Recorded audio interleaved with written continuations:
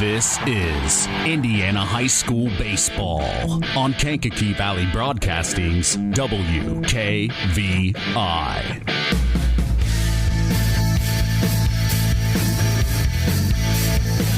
Brought to you in part by Coca-Cola, Culver Portside Marina, Nepco Crane and Equipment Services, specializing in mobile crane service, Farm Fertilizers, First Farmers Bank and Trust, Lawrence Farms, Mark's Body Shop in Knox, Zingo Express, Pulaski Memorial Hospital, Stark County Co-op, and Silla College, The Auto Park with locations in LaPorte, Plymouth, and Bremen, Standard Plumbing, Heating, and Air Conditioning, Collins Insurance, Howard's Marathon of Winamac, and 5 Star.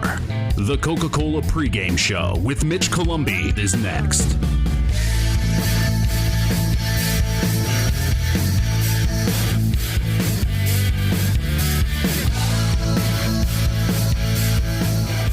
Five Star, the largest meat and grocery store in the area, focused on quality, value, and customer service. The 5 stars in the name of the store come from 5 family members of the original owners serving in World War II, each one represented by a blue star on a flag hanging in the front window of the family home. That's why even decades later, 5 Star is known for its dedication to service. Now that dedication means savings for you. 5 Star, one of the We Care stores, the area's largest meat and grocery store, focused on quality, value, and customer service. Located, you know where, in the Knox Mall. Since 1936, Standard Plumbing, Heating, and Air Conditioning have always taken pride in doing the job right. Third-generation owner Brian Hammond and his family have always set the standard when it comes to taking care of all your heating and cooling needs. Making your home a comfortable home is the absolute top priority. If you are uncomfortable in your home, give them a call at 574-936-4660. Follow them on Facebook. Let Standard Plumbing, Heating, and Air Conditioning help you take control of your comfort.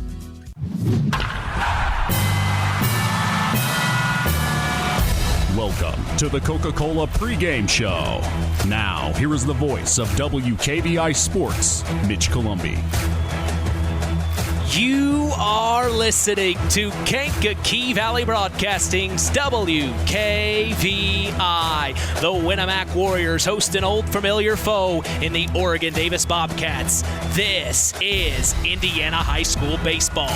For the last 57 years, we've experienced sports broadcasting greatness here on WKVI. For that, we tip our hat to Harold Welter and thank him for his dedication and service to local high school sports. Thank you, Harold, for all that you have done for Kankakee Valley Broadcasting. With me in the clubhouse today for our opening game, our very own sports analyst, Scott Masters. I am Mitch Columbi. The tradition continues. This is Kankakee Valley Broadcasting's WKVI.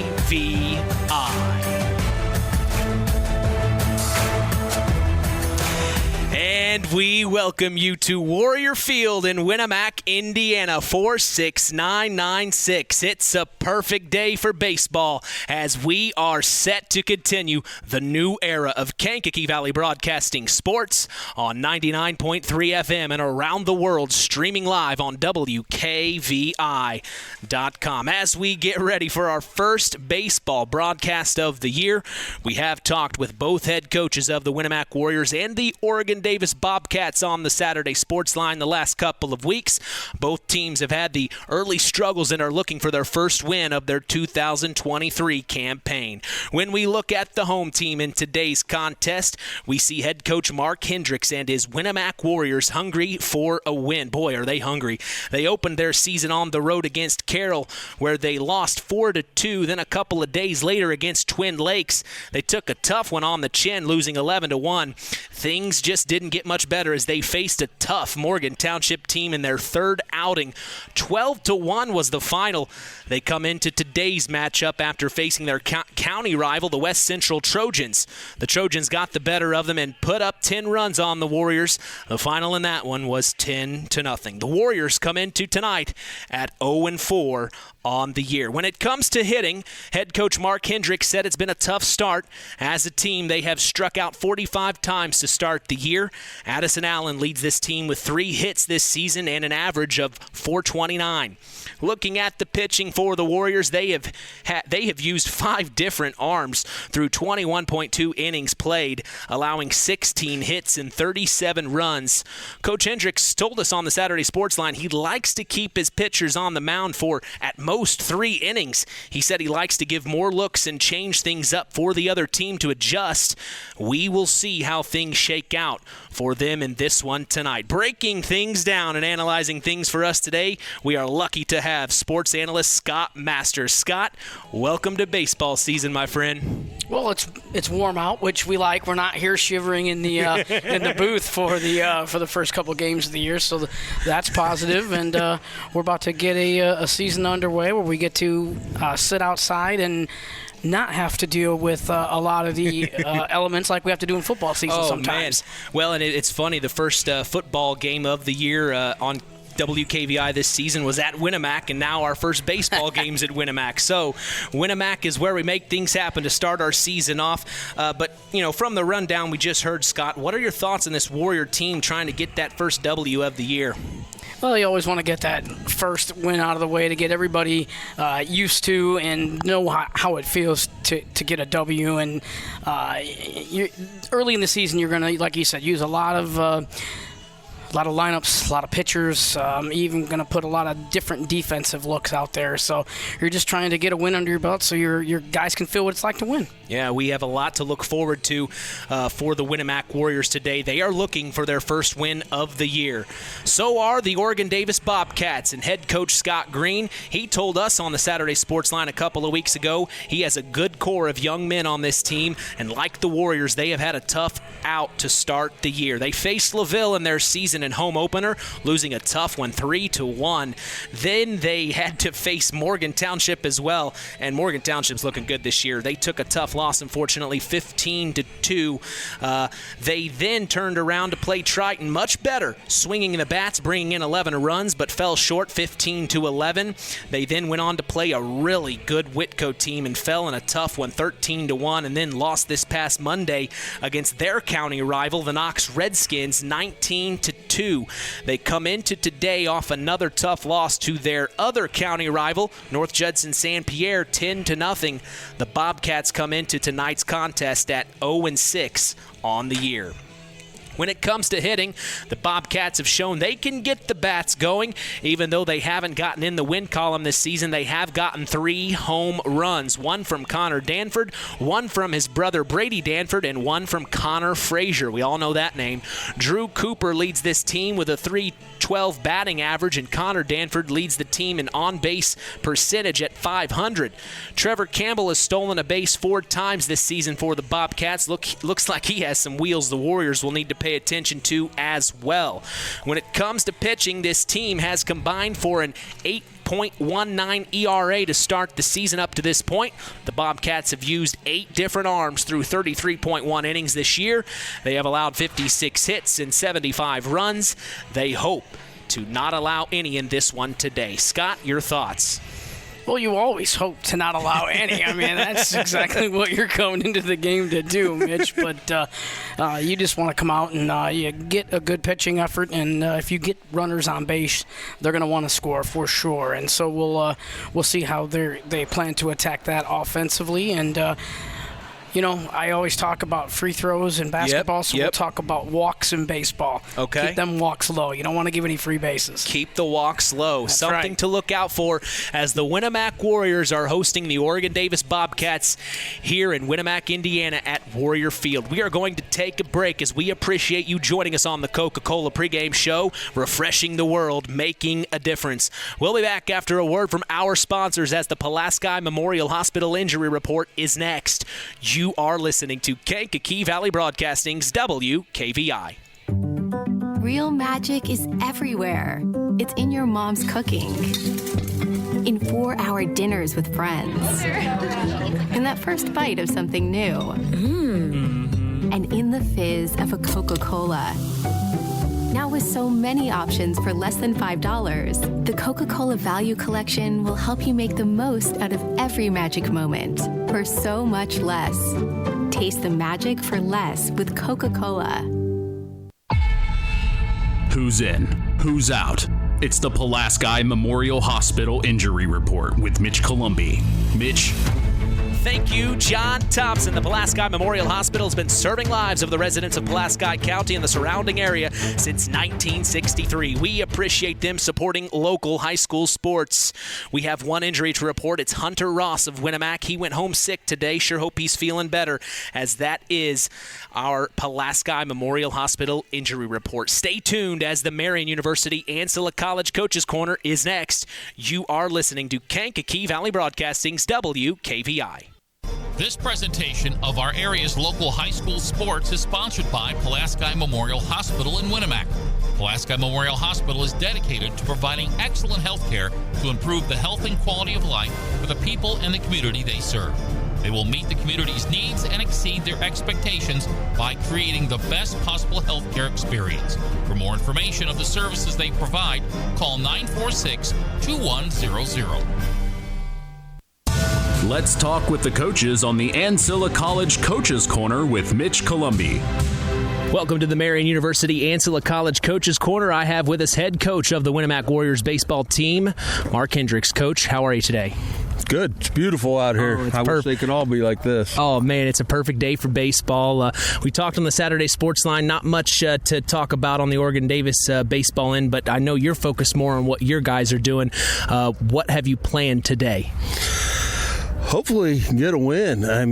It's rare this time of the year, we had 2 days of practice, so that was really nice. We did all defense on Wednesday or Tuesday and did all hitting yesterday, so boys are working hard. Mm-hmm. They're learning how to play. Yeah. They're all brand new guys, and they're figuring things out as they go. One thing you talked to us about on the Saturday Sports Line was getting the bat swinging, trying to get the ball in play. Maybe that's something that you can maybe have happen today with another team in Oregon-Davis struggling at the same time. Maybe this is your chance to strike. Yeah, it's a point of emphasis for us tonight. Tonight we'll be putting the ball in play and throwing strikes. It's been our two biggest problems. If we can overcome those, we're going to play with everybody. I don't know how many we're going to win, but we're going to be competitive. We're just giving away too many free runs with our walks and wild pitches, and we're not helping the pitchers offensively either. So if we can get those two things going, I'll feel pretty good about things. Besides pitching and hitting, is there anything defensively you kind of want to see your boys do tonight? I looked at the stats from Oregon-Davis. Looks like they got a guy that can steal some bases. No, not really. Just make the simple plays. I told them, don't worry about being spectacular and all that. Make the easy plays. And Tuesday, an hour of infield is a long time. And because the JV was away, I just had my 9 or 10 kids, so they all got a ton of balls. And our stress was just fundamentals. And I pray it shows today. Message to Warrior Nation today, Coach. It's a beautiful day. Come out here. You know what? Regardless of the record, the boys are working hard. I'm wanting good things to happen for them just because they've put in the time. They're not lazy. It'll happen. We just don't know when. We're just being patient. Let's play ball, Coach. Thank you. Welcome to Marian University's newest location, Ancilla College of Marian University. Marian's newest campus location in Plymouth is your home for an on-campus college experience. From living in the dorms to being a collegiate student-athlete, Marian University is ranked 3rd most innovative Midwest university by U.S. News & World Report. For more information about our 2- or 4-year degrees, go to www.marian.edu/Ancilla. That's www.marian.edu/Ancilla. Welcome back to the Marian University Ancilla College Coaches Corner. I have with us head coach of the Oregon-Davis Bobcats baseball team, Scott Green. First off, Coach, beautiful day. How are you? Fantastic. Yeah, couldn't ask for better weather. This has been awesome this week. Yeah, perfect day for baseball. Here we are in Winamac. Is there anything that you're hoping to see out of your players from the field tonight? Well, I'm hoping that we can play a get back to playing some error-free baseball, less mistakes. The young kids are struggling a little bit with the mistakes early in the season. Hopefully we can pick up the hitting. Hitting's been down. Pitching hasn't really failed us. It's been mostly hitting and defense, so hopefully we can work on that. Well, you're coming into a game where Winamac's struggling as well early on in the season. Two teams fighting for their first win of the season. Talk about what type of baseball that may give us in store this afternoon. Well, I guess it could give us one or two. You're either going to get to see the ugly monster of a bunch of young kids that are just learning how to play baseball at this level, or maybe today you'll get the first game Oregon Davis team that is ready to compete. It's just been a learning curve for them so far this year. I guess the freshmen and sophomores getting on the varsity and trying to play at that level is a little bit more of a overwhelming than they thought it might be. Is there anything in particular that you're hoping to see from your boys on the field? 100% effort.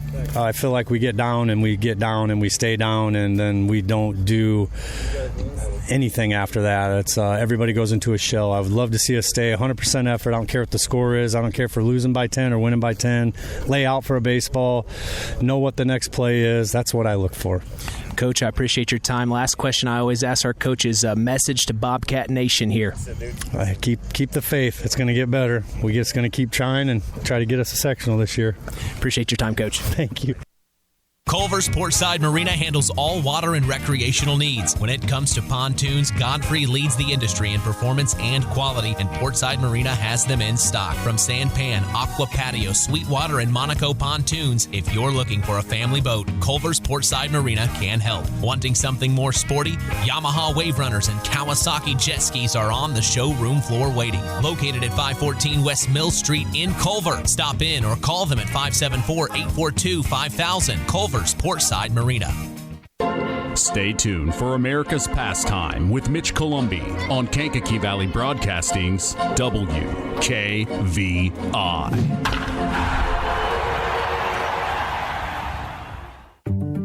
Real magic is everywhere. It's in your mom's cooking. In 4-hour dinners with friends. In that first bite of something new. And in the fizz of a Coca-Cola. Now with so many options for less than $5, the Coca-Cola Value Collection will help you make the most out of every magic moment for so much less. Taste the magic for less with Coca-Cola. Hey folks, Auto Park Fort LaPorte has got some news for you. We now have the largest selection of pre-owned vehicles in LaPorte County. So if you're in the market, come and check us out because right now is the best time to trade in your current vehicle. Not interested in purchasing a vehicle? That's okay. We'll buy yours even if you don't buy ours. Not currently in the market, but your car needs serviced? Come check out our newly renovated service department and let them take care of all your service needs. And remember, we're not just an auto dealer, we're an auto park. This presentation of our area's local high school sports is sponsored by Pulaski Memorial Hospital in Winamac. Pulaski Memorial Hospital is dedicated to providing excellent health care to improve the health and quality of life for the people and the community they serve. They will meet the community's needs and exceed their expectations by creating the best possible health care experience. For more information of the services they provide, call 946-2100. The tradition continues with Mitch Columbi on Kankakee Valley Broadcasting's WKVI. From Warrior Field in Winamac, Indiana, two old familiar foes face off in a game of America's pastime. I am Mitch Columbi. The tradition continues here on Kankakee Valley Broadcasting as WKVI will always be here. Hey, don't hesitate to follow us on social media. We are on Facebook at Sports to the Max, on Instagram at WKVI Sports, and on Twitter at KVB Sports for all Kankakee Valley Broadcasting sports content. You can listen to us on your phone. Just go to one of our social media sites I mentioned and tap the link on our page. No excuses. We are in the palm of your hand. We are proud to let you know the public address announcer today at Warrior Field is Paul Dunn. Our umpires for today behind the plate making the calls is Rick Podell, and out on the field is Eric Sarver.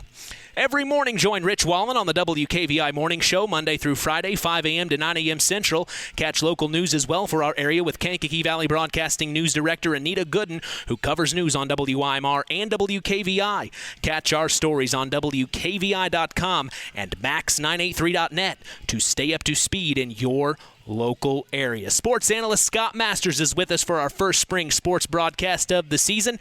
I am Mitch Columbi, proud to be doing the play-by-play as we are set for Indiana high school baseball from Winamac, Indiana. Today's first pitch is brought to you by Web Printing and JT Shirt Shack in Winamac. We also appreciate them being the sponsor for the Tyler Roth WKVI Athlete of the Week Award given out each week on the Saturday Sports Line. That's the longest running high school sports show in Indiana, thanks to our very own Harold Welter. All right, Scott, looks like they've already gone through the starting lineups and everything. We're getting ready to go here. We'll go through the starting lineups on our end. For the Warriors of Winamac in the field to start today, we will see Maddox Buzinski in left field, Addison Allen in center field, Gavin Taylor in right field. The infield shows Aiden Jimenez at third, Connor Burton at second, Wyatt Wheeler at first, Braden Mathias is at shortstop, Peyton Addinger behind home plate as the catcher, and Max Gearhart gets the call to start on the mound in this one for the Warriors. For the Bobcats of Oregon-Davis, their batting order shows Connor Frazier leading off, then Logan Cook, Brady Danford, and Connor Danford. Connor Danford will be the cleanup hitter. Batting fifth will be Drew Cooper, then Casey Cook, Andrew Soroki, Trevor Campbell, and at the bottom of the lineup, we will see Bruce Ringer. That is our standard plumbing, heating, and air conditioning starting lineup as we are set for baseball here in Winamac, Indiana. About ready to throw it home. What? What's up? So we will see on the mound Max Gearhart. Max Gearhart, number 7 out there on the mound right now. And it looks like Connor Frazier will be up first here. About the second inning, rosters are also located in the concession stand. Pork burgers and hot dogs in the second inning, Mitch. Well, you can't not go to a baseball game and not have a hot dog. You gotta have a hot dog. Here's the first pitch on the way, and it's a called strike. Nice placement there by Max Gearhart for his first pitch. 0-1 here. This is Connor Frazier, the junior. We know him well. Here comes the 0-1. Swing, and he gets a little bit of a nick. Little touch there, as that'll be 0-2. Frazier's got his eye on the ball here. Slow start to the game, and nice calm. I love how baseball is just so calm and collected. You just kind of take a deep breath, and we're relaxing here on the back porch, enjoying a nice, good old-fashioned American baseball game. Here's Max Gearhart, the 0-2. Swing and a nice miss. Curve. But the ball hit the ground, and Connor Frazier tries to make it to first, but they're going to throw him out as Peyton Addinger got it to first base. Wyatt Wheeler right there for out number 1. Addinger, nice pick up there as the ball hit the ground. Nice throw to first base Right fielder number 42, to get the out. Cook. So now up we see Logan Cook, number 42, the right fielder, stepping into the box.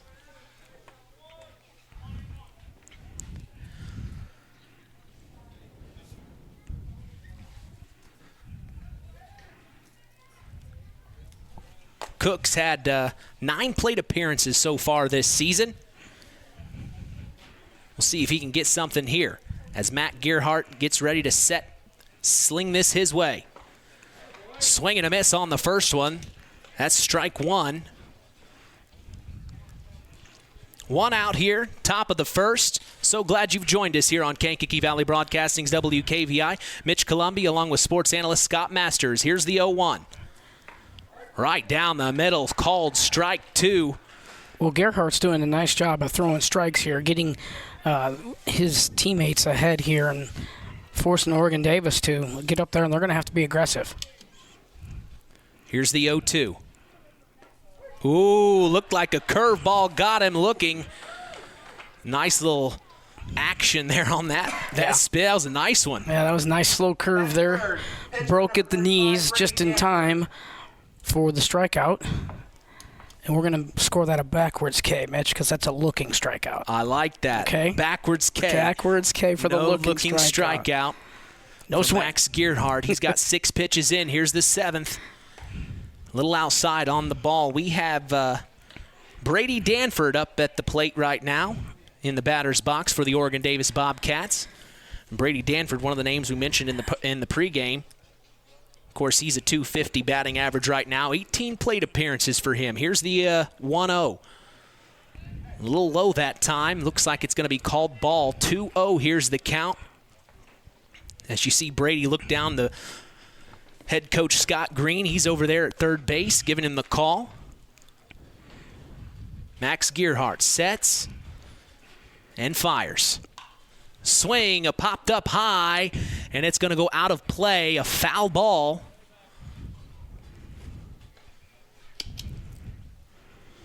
Should have had the fishing net to try to catch the foul ball. That's an old trick. That's an old Harry Carey trick, Mitch. I'm learning. Max Gearhart here. Sets and deals. Big hit. Far left field. Brady Danford, it goes all the way back and hits the fence. He's going to get 2 out of this one, and he is going to hold it up at 2 as it looks like center fielder Addison Allen got a play on it and got it up to the shortstop, Braden Mathias, to cut him off. So we've got some bats swinging here early. Brady Danford gets a double here. Yeah, it looked like he went away from the curveball that time, gave him a fastball, and Danford was able to drive it into left center field for the double. So this puts up his brother Connor Danford. As Connor's got his brother in scoring position here. Here comes Gearhart. And there it is, right down the middle. Strike 1. One thing I like about this Winamac team, when you talk with Mark Hendricks on the Saturday Sports Line, he said he likes to keep his pitchers at a 3-inning maximum. 3-inning maximum, gets a quick change. Another pitcher in for the 4th inning, kind of throws the game, changes things up a little bit for the other team. What Gearhart's going to have to do is he's going to have to keep an eye on that runner at second base. He's getting an awful big lead there, Mitch. I think that was called a ball there on that one. So 1-1's the count. 1 ball, 1 strike, 2 out. Danford on second. Connor in the box. Here comes the pitch. Swings at it. Here's a chopper up the left side, and it's going to go foul, keeping him alive. So that makes it 1 ball, 2 strikes here. 0-0 in this game. Both teams starving for a win. They haven't had a win yet in the win. They haven't had a chance to get a win yet this season. So this is a big game for the Winamac Warriors and the Oregon Davis Bobcats here. As Max Gearhart. Here's the pitch. And a nice hit by Connor Danford up to the second baseman. That is Connor Burton, and he's going to get it over to first. And that is the out. The third out of the top of the first here, as we are going to step away for our sponsors. You're listening to Kankakee Valley Broadcasting's WKVI. On the way home from the game, a deer jumps in front of your truck. And now you've got to get that truck repaired. Make it easy on yourself. Take it to Mark's Body Shop. Mark's has done expert auto body service since 1998 and will work with you and your insurance provider for collision repair, custom body paint, and insurance work. And all work guaranteed by owner Mark Schell. Mark's Body Shop, proud to support high school sports. 772-7003. At First Farmers Bank and Trust, we've been serving family farms for over 130 years. We've seen our customers succeed in good times, pull through in tough times, and we've learned some lessons along the way. So we appreciate the customers we have today by finding the solutions they'll be looking for tomorrow. Are you ready to talk about your farm operation? Stop by a branch or visit us online at ffbt.com. First Farmers Bank and Trust. Equal Opportunity Lender. Member FDIC.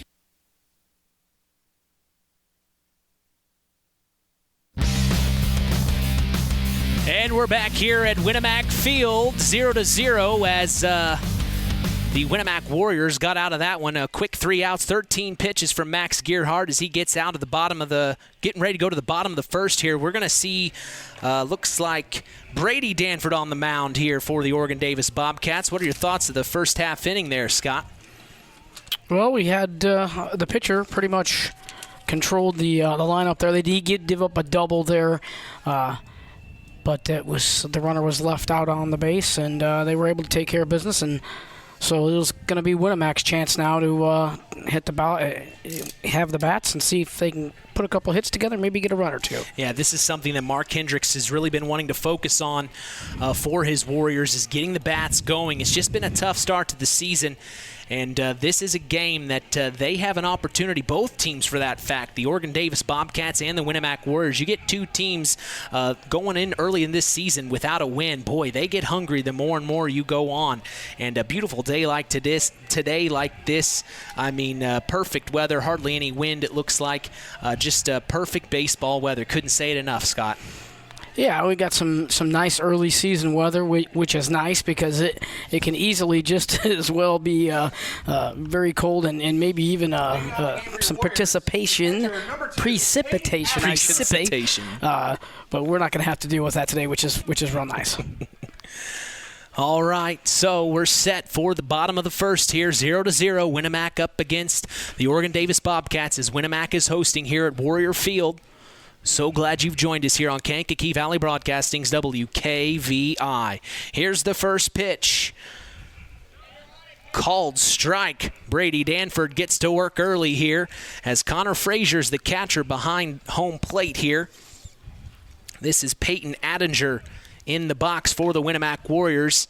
Slices at the next pitch, and it goes foul, hitting Scott's car. No, my truck is nowhere near there, thank you. I parked way back there. Maybe it was Paul's car. It might have been. Paul Dunn, the public address announcer here at Winamac, always does a fantastic job.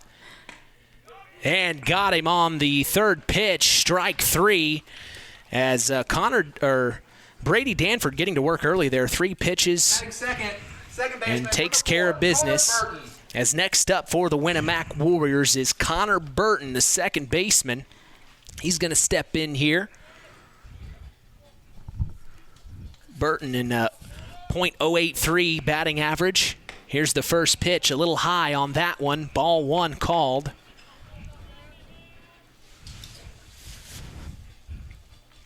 See Danford here. Sets and deals. Gets a little piece of it. Was Burton as it tips foul right in front of our face. Oh. As the on-deck batter happened to trip and fall. Here's the 1-1. And another ball, a little inside that time, makes it 2-1 here for Brady Danford on the mound. That was a hanging curveball upstairs on that one.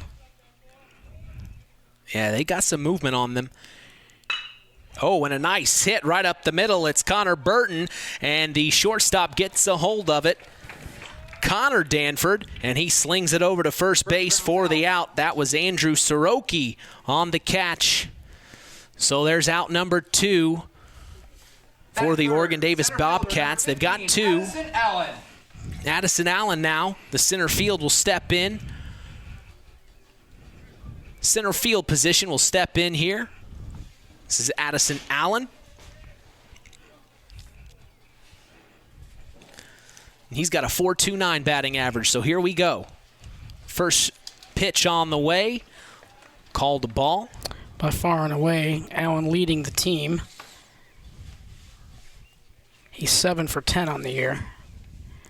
So he can get some action going here. We'll see if he get a piece of it here. Here's Danford's pitch, and it's gonna hit Addison Allen right on the head, and that's why we wear helmets. So hit by pitch. Batting 4, first base. That moves Allen to the first base. On those off-speed pitches, those are the ones, if you're going to get hit, those are the ones you want to get hit by. Because I don't care who you are. It was never fun taking a fastball in the ribs. So, fresh batter, Wyatt Wheeler, first baseman, steps in. And it looks like Danford's going to throw over to first. Make sure to keep Allen honest over there. Of course, Allen's saying, you just hit me. And he throws back over there to check on Allen. So he definitely doesn't want him getting a big lead because that's 2 throws already over his way. Here's Danford. Swing. Hits right up the chopper to Connor Danford, and he's going to throw over to first to get the third out, as that is the end of the first inning. 0-0 here in Winamac as we are going to take a break and come back. You're listening to Kankakee Valley Broadcasting's WKVI. Welcome to Marion University's newest location, Ancilla College of Marion University. Marion's newest campus location in Plymouth is your home for an on-campus college experience. From living in the dorms to being a collegiate student-athlete, Marion University is ranked 3rd most innovative Midwest university by U.S. News and World Report. For more information about our 2- or 4-year degrees, go to www.marion.edu/Ancilla. That's www.marion.edu/Ancilla. Since 1936, Standard Plumbing, Heating, and Air Conditioning have always taken pride in doing the job right. Third-generation owner Brian Hammond and his family have always set the standard when it comes to taking care of all your heating and cooling needs. Making your home a comfortable home is the absolute top priority. If you are uncomfortable in your home, give them a call at 574-936-4660. Follow them on Facebook. Let Standard Plumbing, Heating, and Air Conditioning help you take control of your comfort. Back from Winamac Field as it's 0-0 here, top of the second. Winamac Warriors hosting the Oregon Davis Bobcats, an old familiar foe. We appreciate you joining us here on Kankakee Valley Broadcasting's WKVI. I'm Mitch Columbia along with sports analyst Scott Masters. So glad Scott could join us this evening for our first baseball broadcast of the year. We're so glad to be here for you. A beautiful day as, boy, the sun is shining. It is 78 degrees out here at Winamac Field. We are feeling it and loving every minute of it as winter sports just really kind of made you bundle up a little extra tight down. Now we can kind of take the layers off. This will make you feel good. You know, you spoke about Anita Gooden, our news director. Yes, of course. Yeah, she's got the air on at home and she's got the air on in her car. I said, can you open up the windows and enjoy the weather a little bit? She goes, it's too hot. It's too hot. Well, from Montana, she loves the cold weather, exactly. I know. So we are going to go to the top of the second here as we will still see Max Gearhart in. He had 13 pitches through the first half inning and got to work very easily through the first 3-4 batters. And I believe we will see here I'm waiting for the number here. Yes, number 9 is who we will see, Drew Cooper at the 5 slot. In the batting order here for the Oregon Davis Bobcats, trying to make something happen. In the last half inning, Brady Danford was able to get a double, but the Warriors got out of that half inning, and now here we are, top of the second, as Max Gearhart is going to step up to the mound and get ready to throw this one Drew Cooper's way. Drew Cooper, the second baseman, as he has a .312 batting average. 19 plate appearances up to today. Here's the first pitch, ball inside on him. Max Gearhart, the 1-0 here. I even brought by ball and mitt just in case to get in the atmosphere, Scott. You like that? Never know when you might need a ball and a mitt. Hey, let's be honest. If either coach comes up here and asks you to play, we're in trouble. We're in trouble. We'll just put it that way. Max Gearhart's 0-1, Max Gearhart's 1-0, a little outside, makes it 2-0 here. As a good eye from Drew Cooper. Here's the 2-0. He swings on it, pops it up high, and it's going to go up over our head behind. As that'll be the foul ball. 2-1 now's the count.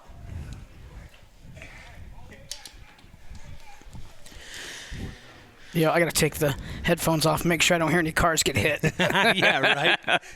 I was told by athletic director Brian Levers to park in the far, far corner. As here's Max Gearhart's Nice. 2-1. Gets him swinging, evens the count out at 2-2 here.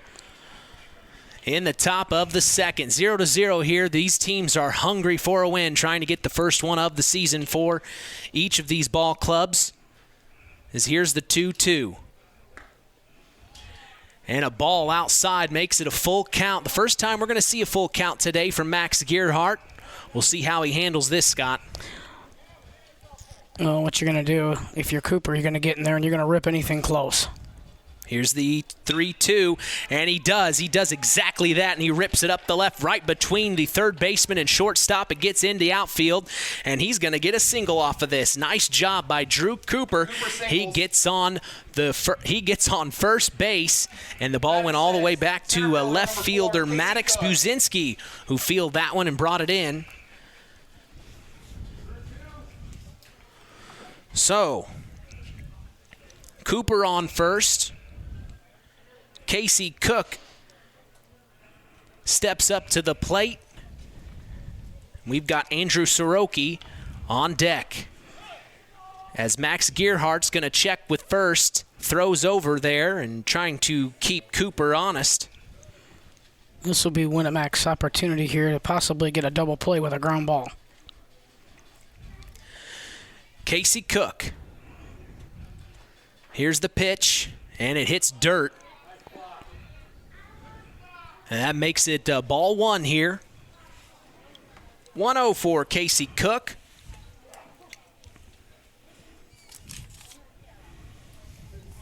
Nice stop there by Attinger as that ball was in the dirt. Here's the 1-0, and he's going to steal second here, and he slides in and makes it happen easily. Drew Cooper steals second, and now the Bobcats have a player in scoring position. Cooper got a huge jump that time as the pitcher took his eye off of him to concentrate more on the batter, and he had a really nice lead and was able to steal second easily. Max Gearhart getting ready to deal here is the 1-1. Top of the second. Here's the pitch, and he got him on that curveball again. My gosh, it's got some movement, Scott. You ever heard of knee buckler?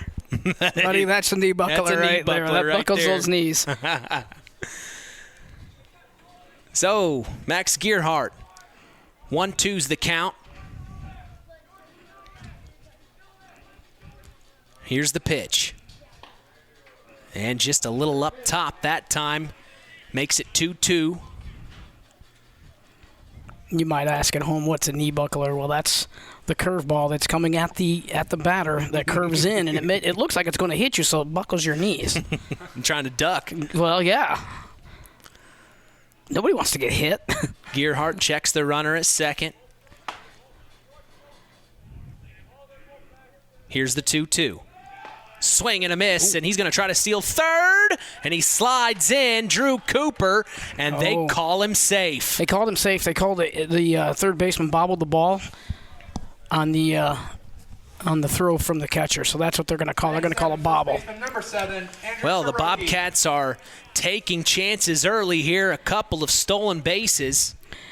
Now, Cook did strike out there, though.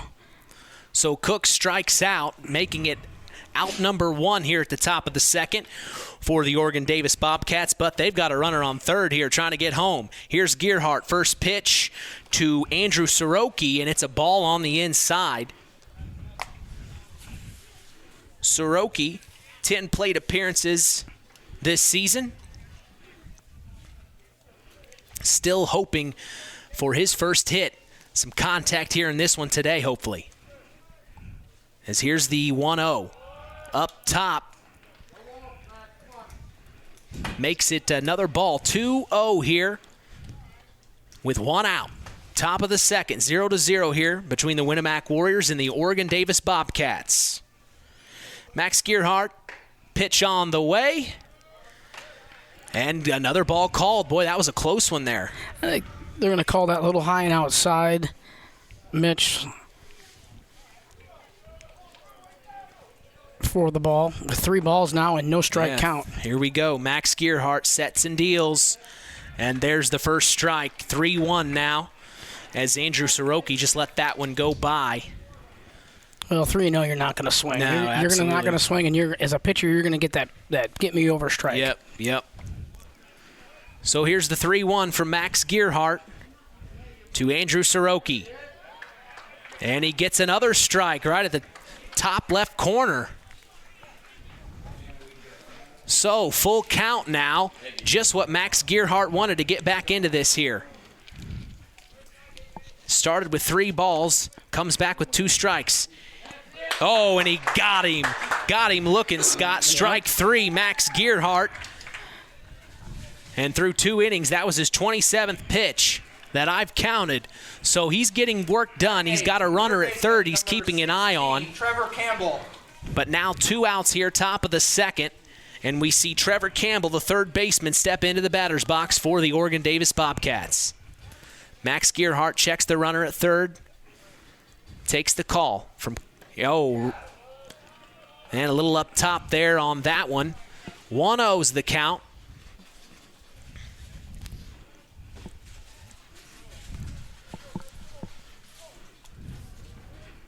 Trevor Campbell has had 13 plate appearances so far this season. He's hoping to get some contact for the first start of the season. Looks like Max Gearhart throws over to third base to keep Drew Cooper honest over there as he slides back in. He's safe as it's 1-0. Got to be careful not to throw away the ball there. He throws that ball away. That's an easy run that it could have been prevented fairly easily. Here's the 1-0. Hits dirt. Too low on that one. Trying to get him to chase maybe a little bit here.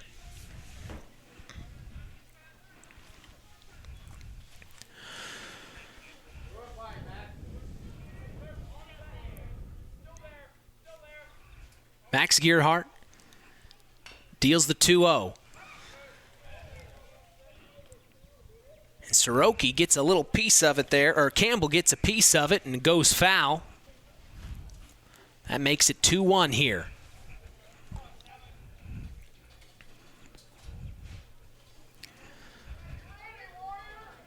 The Bobcats are in gray jerseys. The Winamac Warriors are in their maroon jerseys. As here's Gearhart's pitch. Just a bit outside, making it 3-1 here. Top of the second, 0-0 with a runner on third. Hoping to score for the Bobcats. That's Drew Cooper. Here's the 3-1. And a called strike. E makes it a full count here. And just like Scott said a little bit ago, anything close, you got to rip at it.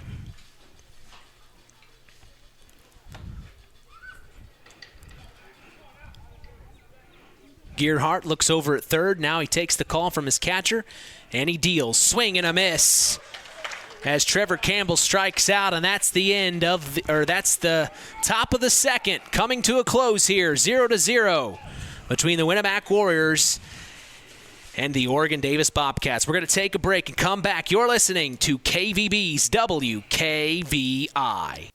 Collins Insurance Agency in Knox has done it again.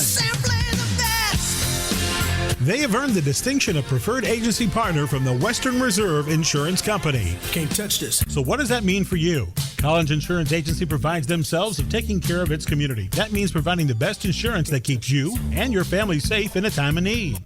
And with this honor, Collins Insurance Agency looks forward to providing Stark and surrounding counties the best customer service you and your family deserve. Collins Insurance Agency in Knox, living the golden rule by treating you like family.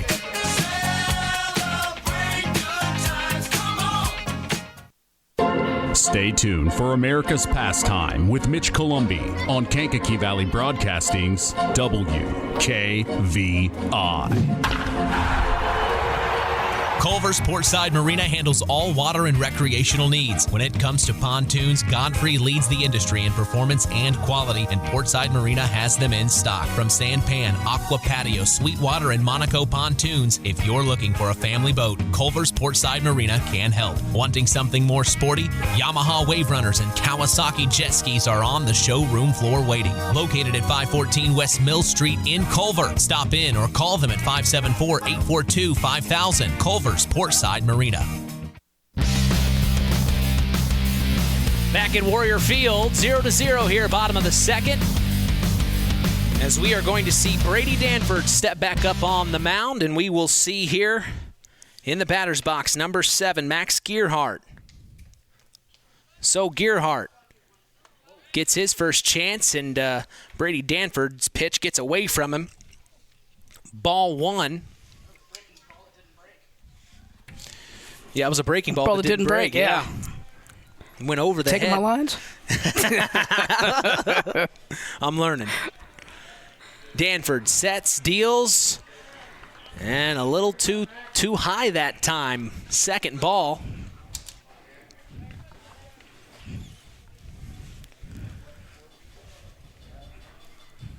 And the 2-0 is another ball too low.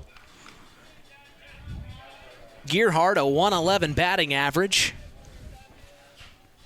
If he gets a piece of it, he'll make this happen and get into play. Nope, 3-0, no go. That's what I always say. 3-0, you don't swing. Oh, and he swung. There you go. Strike 1. And you look over to the third base line and see head coach Mark Hendricks kind of wince at that one. We had to run laps for that. 3-0, you swing, you're running the laps. Knowing Mark Hendricks, I'm sure that'll happen. Even if you hit a home run. Oh, called strike on the inside. That makes it a full count here for Brady Danford. Max Gearhart going to have to swing at anything close here. Here's the 3-2. Swing and a miss. Strike 3, and he gets him. As Max Gearhart will have to retire here, and coming into bat now is Braden Mathias, the shortstop. Mathias has had 10 plate appearances so far this season. Still has yet to get some contact. Let's see if he makes something happen. Here's Brady's first pitch. Hits the dirt and off the foot of the catcher. It rolls off to the dugout of the Oregon Davis Bobcats. As that'll be 1-0 for the count here. Bottom of the second, 0-0 here between the Winamac Warriors and the Oregon Davis Bobcats. Here's the 1-0 from Danford. Ooh, inside. As you saw Braden Mathias just kind of get out of the way there. He was scared of that pitch. It was coming fast. I should have invested in a gun. What are those called?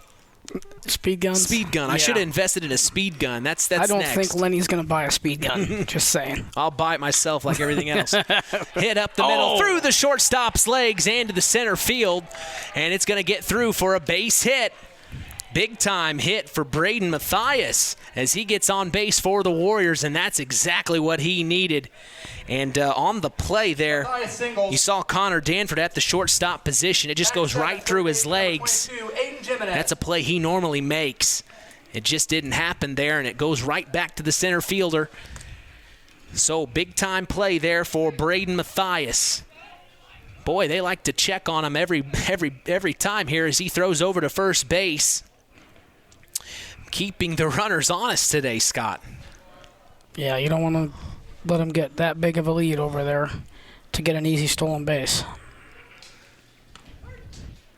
And a strike called for Danford's first pitch to Aiden Jimenez, the third baseman in the batter's box right now.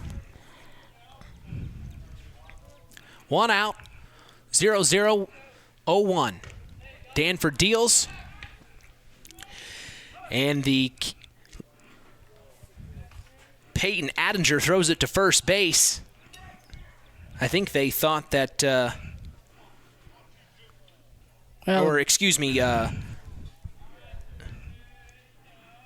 Connor Frazier threw it to first base. I got the teams mixed up here. My apologies. As another strike called from Danford. He's throwing so hard his hat's falling off his head. That's twice in a row. It's kind of hard to lose a fitted cap. Hat's too small. So Danford, the 1-1. He deals. Called strike on the inside. Oh, that was actually the third strike. So my apologies there, as that was strike number 3, and that's another out. Second out for the Oregon Davis Bobcats. As we are going to see Maddox Buzinski, the left fielder, step into the batter's box for his first go-around this afternoon. first pitch from Danford. It looks like Buzinski's going to get a little piece of it. Tip foul right off the back net here, right in front of us. If that net wasn't there, it'd hit you right in the face. I'd have caught it. Yeah, you would have. You notice the cat-like quickness when balls come back this way. I'm right there. I'm right there. Danford deals the 0-1 and gets a strike. Nice pitch here. Danford doing well.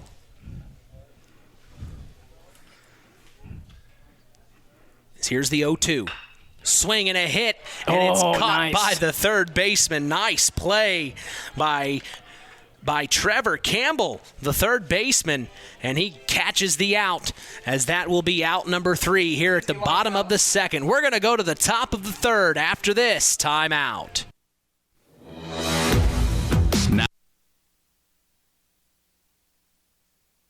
When you grow up on the land, you have an appreciation for it. When you grow up and work on a family farm, on land that is shared by members of a family, all working together as a team, that appreciation grows even more. They know what it's like to work as a team to get the job done. At Lawrence Farms of Knox, Todd and Josh Lawrence and family support the local high school teams and wish them success all through the season. Howard's Marathon in Winamac has a reputation built on getting things done right. With 30 years experience as an ASE Master Auto Technician, Dean Wentz is the right choice for the auto repairs or service. From auto computer diagnostic checks to new batteries and tires, they can take care of it all. Howard's Marathon is a proud supporter of area high school sports and wishes all teams a great season. Howard's Marathon, 121 South Monticello Street in Winamac. Call 574-946-6894.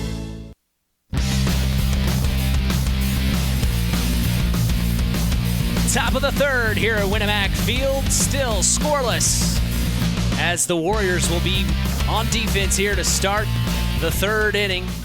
And we are going to see Oregon Davis up to bat here. Looks like we're going to see first and foremost Bruce Ringer, the 9th batter in order for the Bobcats. So he'll be the last batter in the order, and we'll go back to the top, as Max Gearhart is still on the mound here to start the third inning. We remind you, head coach Mark Hendricks, he told us on the Saturday Sports Line he only likes his pitchers to go at most 3 innings. So this is a chance for Max Gearhart to continue his great job that he did so far in the first 3 innings, Scott. Yeah, he likes to limit those pitchers, so he likes to get pitchers in that'll give batters different looks from the mound. So this looks like this probably will be his last inning. Well, we'll say umpire Rick Podell behind the plates making great calls so far from what I've seen, Scott. And out in the field, we see Eric Sarver, both guys doing a heck of a job. We so appreciate all officials that officiate at Indiana high school sports, as they're a dying breed. We need as many as we can of them, and the more the merrier. But boy, are Rick Podell and Eric Sarver doing a fantastic job in this one here at Winamac Field. Number 29, Bruce So Ringer. Bruce Ringer's going to step in here, the right-hander. And Max Gearhart, right-hander to right-hander here.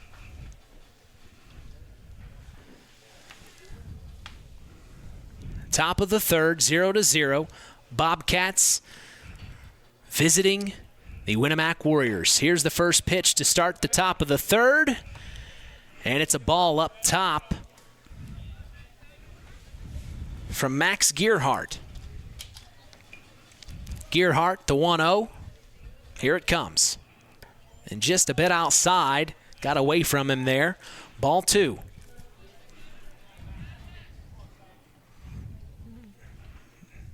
Keep thinking about a hot dog, Scott. That sounds really good right now. Fresh hot dogs here at Winamac. As Max Gearhart deals the 2-0, he gets his first strike, 2-1 now. As Ringer just let that one go by. Probably was the call from Scott Green there at the third base line. Seeing what Gearhart deals him here. Here's the 2-1. Ooh, just outside, and Ringer lets it go by. It makes it 3-1 now. 3-1 the count. Max Gearhart, top of the third. He's pitching to Bruce Ringer, the 9th batter in the order for the Oregon Davis Bobcats. As here's Gearhart's 3-1 and another ball. He's going to walk Bruce Ringer, and that brings up the top of the order. Connor Frazier back up to bat. You know, Connor Frazier had a home run just a week or so ago to start the season, and of course we talked about that in the pregame, and he was also one of our Tyler Roth WKVI Athletes of the Week in basketball. This kid, I mean, what a selfless individual. He led the state in charges taken in basketball and 4th in the nation. I mean, you take charges on a basketball team, that's something. As you put your body on the line like that. We all know what Connor Frazier provides to the Oregon-Davis Bobcats as a whole. As the first pitch is a strike called, Frazier let it go by. He's just trying to gauge Max here. As Gearhart taking his time. One thing I love, they love being patient and taking their time. So chill as he throws over to first base, keeping Ringer honest, and Ringer gets back in time. He's safe. I'd say Warriors know Oregon-Davis likes to steal the bases. Here's Gearhart's 0-1. Bunt show from Frazier, and he's going to bunt it up the middle. It goes back to Gearhart, and Gearhart throws it over to first base to get Frazier out. But that moves the runner forward, and Bruce Ringer is now on second base in scoring position. Scott, nice play. Nice sacrifice bunt that time. That gets the runner to second base, and that's another thing about you talked about selfless players. When you're able to, you give yourself up, you get a sacrifice bunt, you get that runner into scoring position. Yeah, Frazier making me look good there, as that just must be what he does. He's a team player. There you go. Thick and thin. That's what Connor Frazier does, is he gets his runner into scoring position here. We see Logan Cook in the batter's box now, as the first pitch is a ball from Max Gearhart. This is a chance to make something happen for the Bobcats here, top of the third. Cook last time caught looking and struck out in his first at-bat. So Cook bringing a little intensity now with this one. He swings at this one, and a foul tip right up behind us. Hits the net. Yeah, you come back after striking out, you're coming with a little bit more attentiveness, I'd like to think. Yeah. Here's Cook in the box, and Gearhart set to throw. 1-1's the count. Here it is. And a ball just a little too low there for Gearhart. Yeah, good eye that time by Cook, as that was a little low. Gearhart checking the runner at second. Takes the call from his catcher, and he deals. Hits the dirt again, a little low. As the count now is 3-1. You don't want to give up a walk here. You want to let your defense make a defensive play for you rather than give that freebie to the batter. Here's the 3-1 from Gearhart. Swing and a hit right to the second baseman. He's going to move the second base runner to third, and they're going to get the out at first. But they advance Bruce Ringer to third base. The second time today they have a runner on third, Scott. Yeah, nice job of being aware of the situation there. The ball on the ground on the right side of second base. He was able to advance there pretty easily.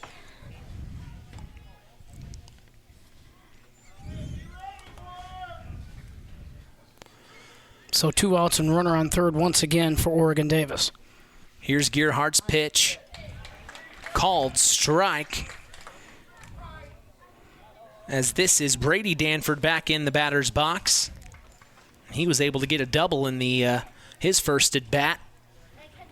Let's see if he can make something happen here and bring Bruce Ringer home.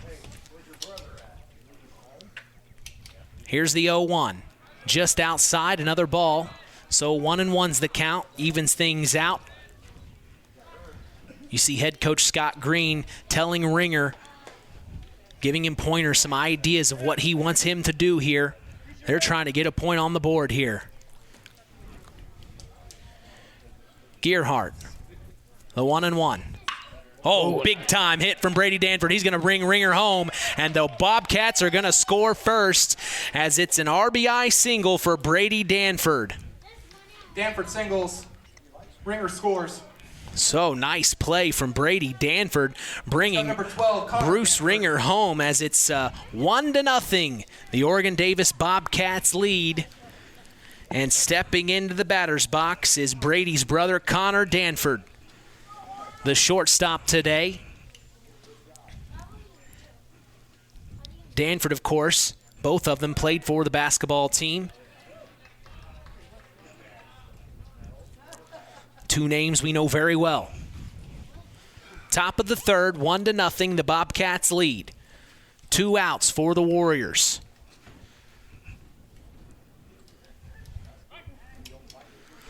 And Gearhart throws over to first. They are really paying attention to Brady there over on first base, Scott. Obviously, he doesn't want to give Brady an easy path to second base, so he's trying to hold him close there. Here's the pitch. Outside ball, and Danford's going to steal second. It just fell out of the catcher's mitt, hit the ground, and it was enough time for Danford to get there, no problem. As Peyton Attinger just had the ball in his hands, and as he was trying to throw it to second, it just slipped.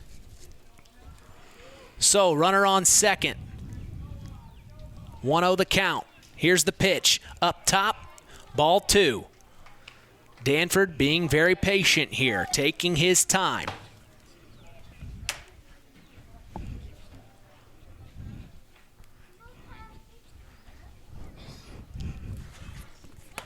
Still waiting for them to put that 1 on the scoreboard. Swing and a hit. Tip fly up high as Peyton Attinger's going to try to track it down, and he dove for it but couldn't make it happen. So Danford gets away with that one, and he's going to have another shot here.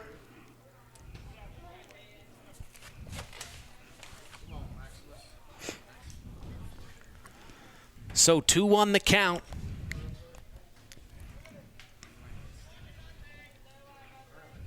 With 2 outs.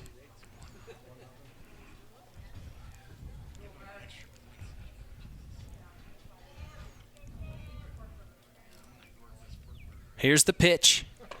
Up top, and that's ball 3 now. 3-1 the count here for Max Gearhart. He's got Brady Danford on second, and he is keeping an eye on him. Connor Danford in the box. Here's the 3-1 from Gearhart. Ooh, nice pitch, and it's called too high, a ball, and that walks Connor Danford, putting both Danfords on base, 1 on first and 1 on second, and walking right up now is Drew Cooper in that 5 slot. 9, Drew Cooper.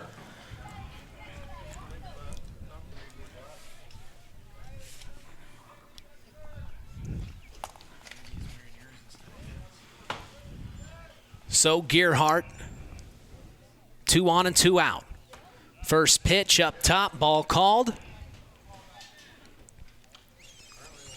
As that was what I have is his 18th pitch so far this inning. That's his 49th for the game, Mitch. So this will be pitch number 50. I can add. Sometimes. Better than me. Sometimes. Here's the pitch. Cooper got a piece of it, but it goes foul, as that was the 50th pitch of the game for Max Gearhart already. Man, time's flying. One of the more slower broadcasts I've ever been a part of. It's kind of nice to take a break, relax, take a breath, and enjoy the atmosphere. As, I mean, you couldn't ask for a better day for baseball here. So 1-1's the count. Max Gearhart checks his runner at second. Here comes the 1-1. Oh, wow. Breaking ball got him. Looking 1-2 now. As that pitch is working for Gearhart when it's working for him today. Well, when he snaps it up and he gets that arm angle high, that's coming in as a really nice sweeper. So the 1-2, Gearhart deals. Breaking ball too high. They're trying to steal third. And he's called safe. Wow. So they're going to steal second and third. Both Danfords making things happen for the Bobcats, as now they have 2 runners in scoring position. Drew Cooper in the box. The count is 2-2 here.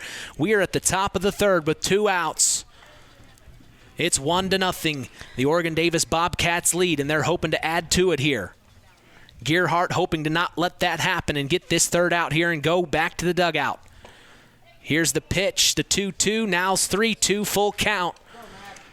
So this is a serious situation here. Full count here. If you're Drew Cooper, this is probably what you're wanting to look for. Here's the full count.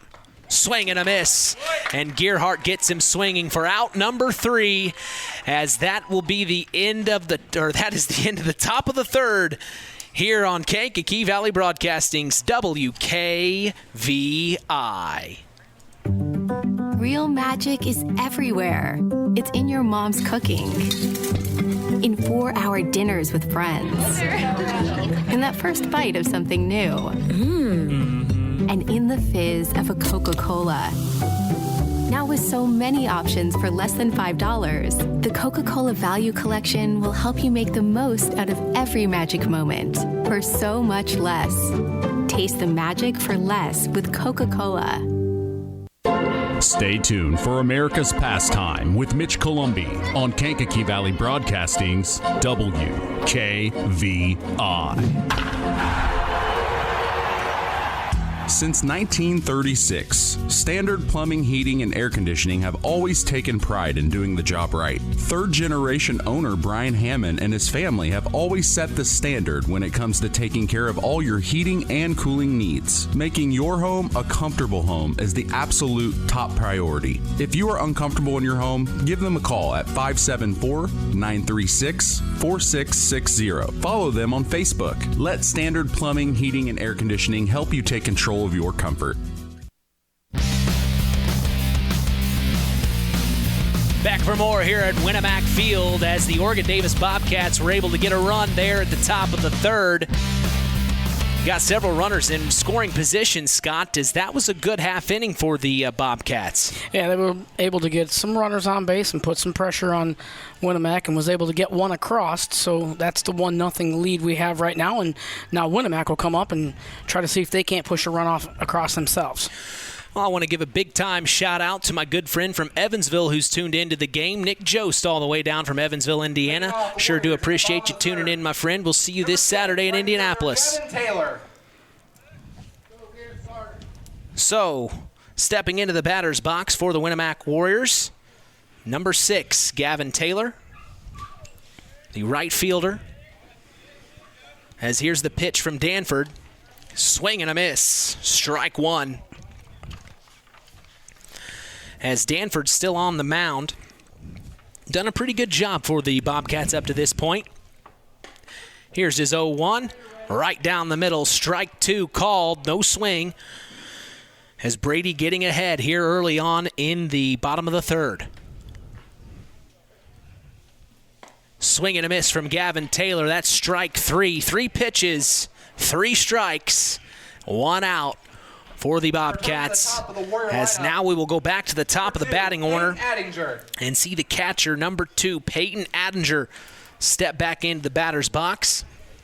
Back in the first inning, Peyton was a strikeout victim. So a chance for him to redeem himself here.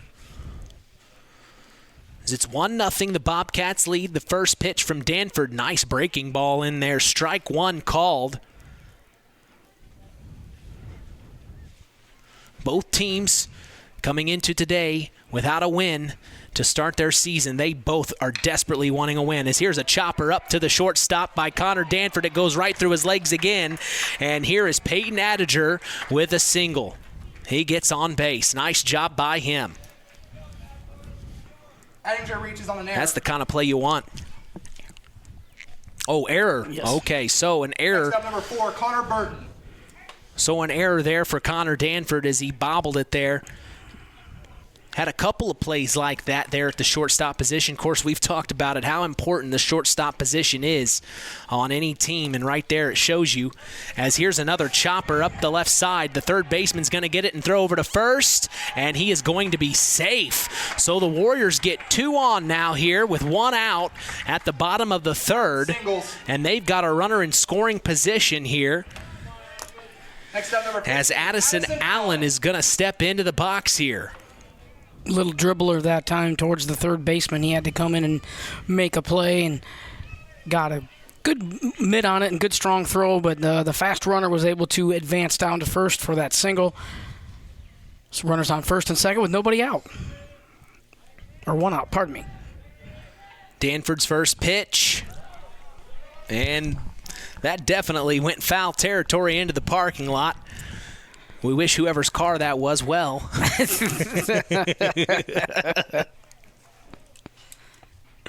I think it went a little too far to the right, so I know my car's okay. Here's Danford's 0-1. Swing and a miss. Gets a strike called. 0-2 now. With 2 on, 1 out. Bottom of the third. 1-0, the Bobcats lead. Brady Danford deals, swing and a miss, and that's strike 3 for Addison Allen, making it the second out. Next up, The Bobcats have gotten here at the bottom of the third. This brings in now Wyatt Wheeler. Wyatt Wheeler, the first baseman, steps into the box, and here's Danford's first pitch. Called strike on the right corner. It's 0-1. 0 for 1 on the day is Wheeler with a grounder to the shortstop in the first inning. Here's the 0-1. Try to get a breaking ball. It almost just breezed by the face. It did. It breezed right by the face of Wyatt Wheeler. He ducked out of the way just in time. That evens the count at 1-1 here.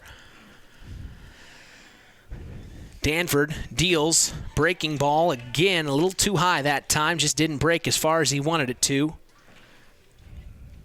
And that makes the count 2-1 here.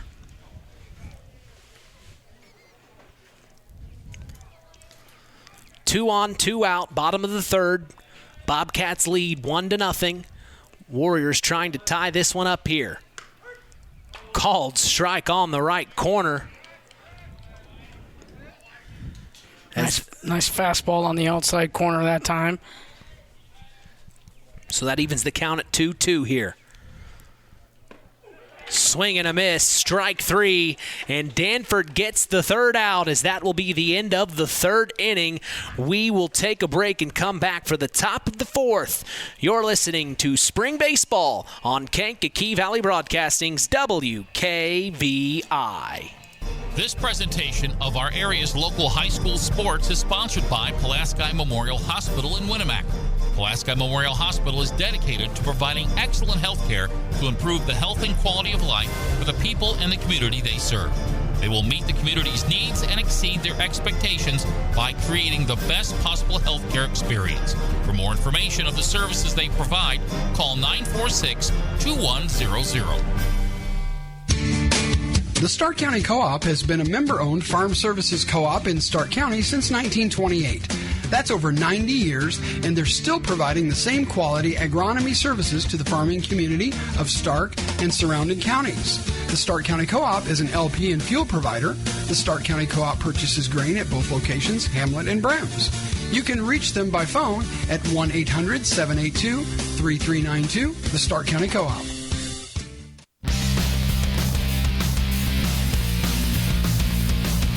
1-0 as we enter the top of the fourth inning.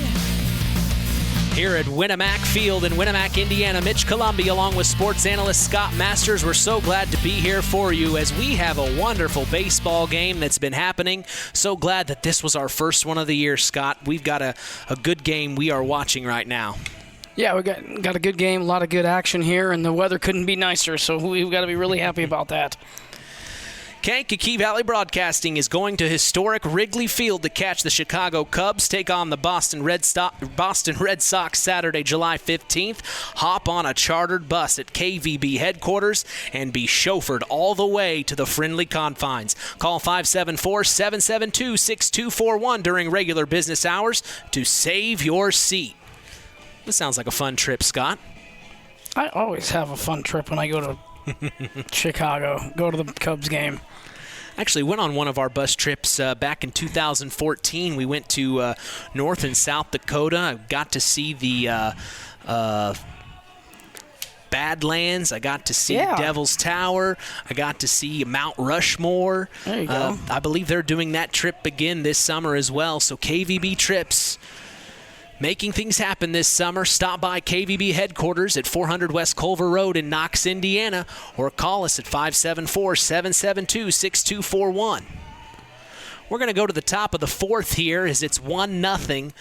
Max Gearhart still on the mound for the Warriors, and stepping in to bat is number 4, Casey Cook. Number 4, Casey Cook. So Cook, the center fielder, how'd he do his first round? I think he struck out.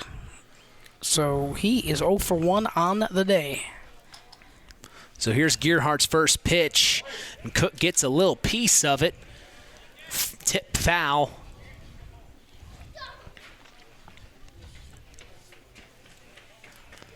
As we have time on the field to get that foul ball out of the way.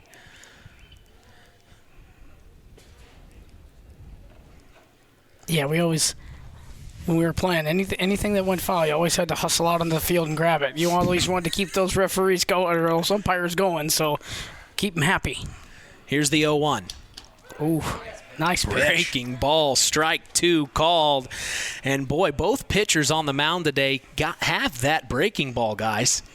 You know what's going to be tonight? It's going to be for both pitchers, some ice on the elbows, because those breaking pitches make your arms hurt. So here's the 0-2, and it's a ball outside for Gearhart. Nice patience shown there from Cook, Casey Cook, the center fielder today for the Bobcats.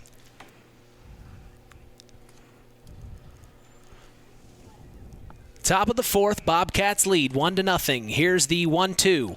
Oh, way outside. Another ball evens the count at 2-2. It got past the hands of Peyton Attinger.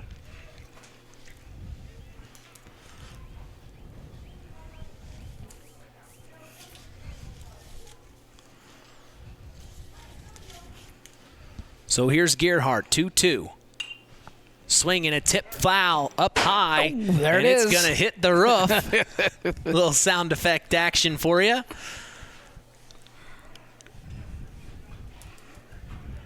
Also, I did forget the aluminum bat sound. That is a neat sound. You know, it's different from a wood bat for sure. It's got that bing. Gotta love it. Here's Gearhart.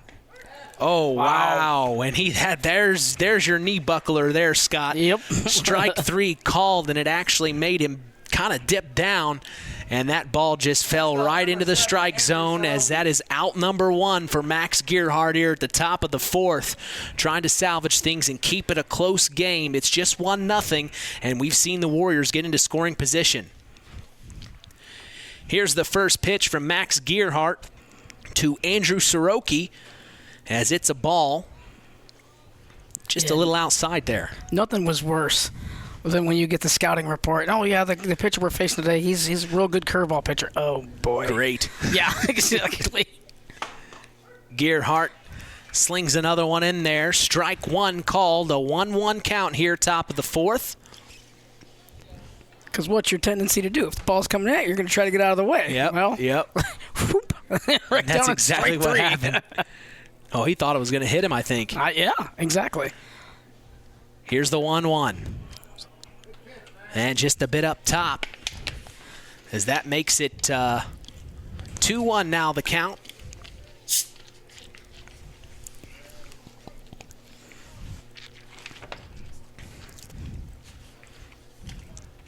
Here's the pitch. Ball called a little outside that time. Makes it 3-1 here for Max Gearhart.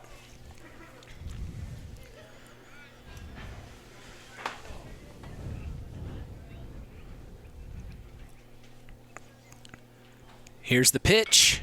Swing and a hit. Chopper right back to Gearhart, and he's going to sling it over to the first base, and it goes over the hands, outstretched. And he's going to make it safe to first base. So good job by Andrew Soroki getting to first base. Just overthrown to the first baseman by 16, Max Gearhart.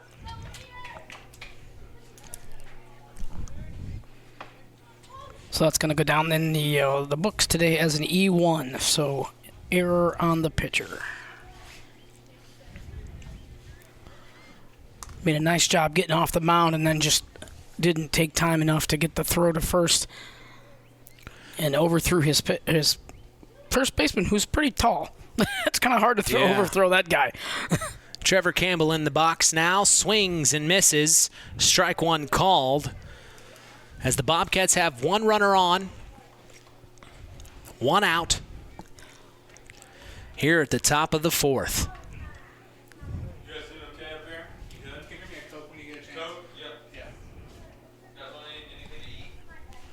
So the 0-1, he's going to check the runner at first here. He's safe.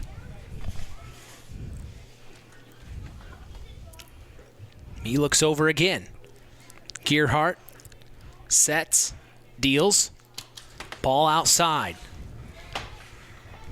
So that evens the count at 1-1 with one out here, top of the fourth. Gearhart's 11 pitches in here for this half inning. As here is the 1-1. And inside on him, a ball called. 2-1 here as Gearhart's going to have to go to work. 66 pitches on the day so far for Gearhart. Might be getting near the end of his day here. Well, and I will say this is unofficial. Well, yes. Strike called by Max Gearhart. So that evens it up at 2-2 here.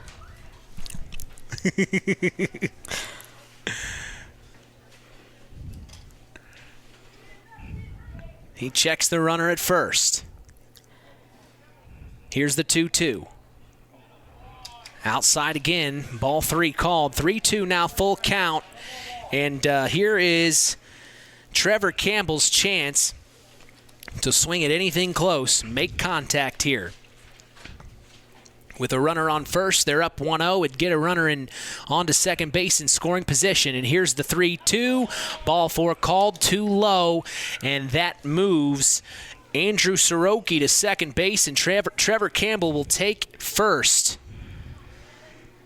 So now the Bobcats are in scoring position. This brings up Bruce Ringer. No, number 75, Nathaniel Dust. So Dust is going to be... Next up, number 75, Nathaniel Dust. So Dust will be in instead of Bruce Ringer here to hit. As it's 2 on, 1 out, top of the fourth, 1-0. The Bobcats lead.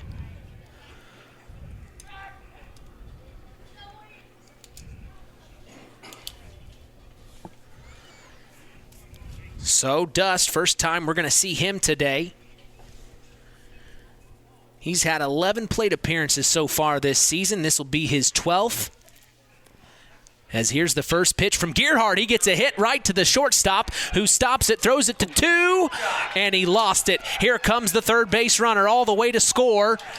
And the Bobcats are going to score yet again as they tried to make it. I think they were going for 2 there. And when the shortstop threw it to second base, let's see, that was Braden Mathias picking it up, throwing it over to Connor Burton, and it just threw over the head of Burton. Reaches on error.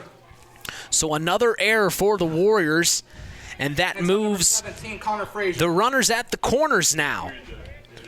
So we've got Nathaniel Dust at first for the Bobcats, and Trevor Campbell at third, as Andrew Soroki is going to bring it home to score the second point for the Oregon Davis Bobcats. They're making things happen here. We're going back to the top of the batting order. Here's Connor Frazier, the junior.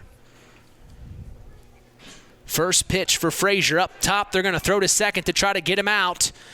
And I think they just did that to see if the runner at third would go. They had a pickoff player. Yeah, they had to play on to cut that ball short by the second baseman. If the runner at third was to break towards home, they would have thrown home to try to get the runner out. But he stayed. He did his job, stayed at third. So runners at second and third now. And I think that's what head coach Scott Green was just telling Trevor Campbell there at third, to be patient here. As here's the pitch, a big-time hit by Connor Frazier. It's going back, and it's going to be a home run for Connor Frazier. Oh, man, first one of the year for us here on Kankakee Valley Broadcasting. Frazier homers. As that is Connor Frazier's second home run of the year. And you see the Bobcats come out to cheer him on. Boy, he got all of that one, Scott. Yeah, turned quickly on a fastball there down the left field line and got it to go out of here and made a 1-0 lead, a 5-0 lead with a swing of the bat. Big-time play from Connor Frazier as that makes it 5-0 now. And the Bobcats are opening things up here at the top of the fourth with one out. Logan Cook. Max Gearhart still on the mound here.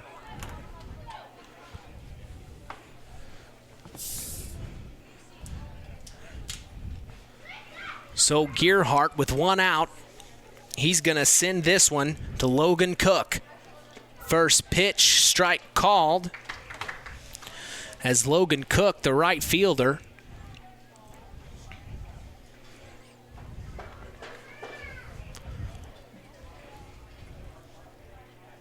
big time hit from Connor Frazier. Still can't get over that one.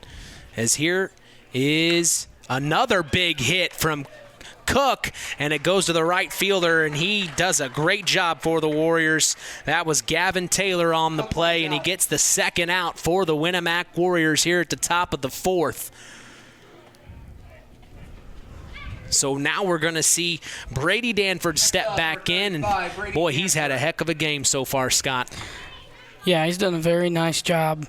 Brady has. He's got himself a double in the first inning and then an RBI single in the third. Oh, another hit to left field, and it's going to drop in there for a single. And that's going to get Brady Danford a single.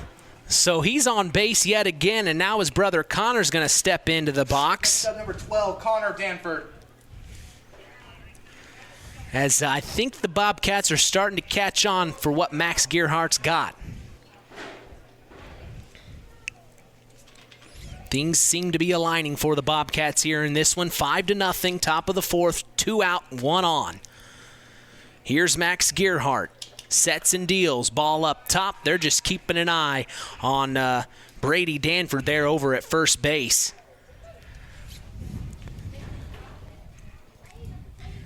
What a batting order. Danford at the 3 and Connor Danford at the cleanup spot here. And they throw over to first to keep an eye on Brady, and he's safe as he slides in. I bet they love sliding in and getting all that dirt. I bet that's part of the game. I bet they love getting their jerseys dirty. I bet whoever does the laundry for these schools hates it. And the pitch goes. They're going to try to steal second, and they're going to slide in and do so. So Brady Danford gets into scoring position yet again today, and his jersey has gone from gray to brown. He has slid all over the place. That's Brady's second stolen base on the afternoon. Yeah, he is doing some work today as he has dirt all up his trousers, his whole jersey. Here's the 1-0 to Connor Danford from Max Gearhart. Up top, another ball called as it's 2-0 now. 3-0, excuse me. Thank you.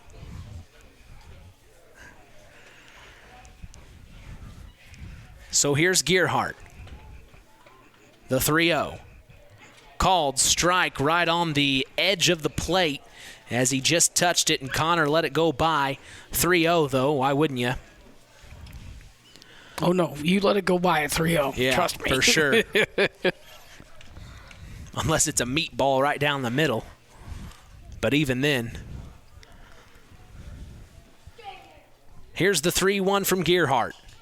Swing and a miss. Connor wanted that one. It makes the count full. 3-2 here. Top of the fourth. No. Bottom of the fourth. Top of the fourth. Never doubt yourself, Mitch. You got it, buddy. Come on, man. Top of the fourth. 5-0. The Bobcats lead. And another pitch goes called ball, and that puts Connor Danford on first base, and Brady Danford is on second base. This is going to bring in Drew Cooper back up as they're going through the batting order today very quickly here for the Oregon Davis Bobcats. 2 outs. Warriors need 1 more to get out of this half inning here. Gearhart deals. Ooh. Ball. So 1-0 the count now.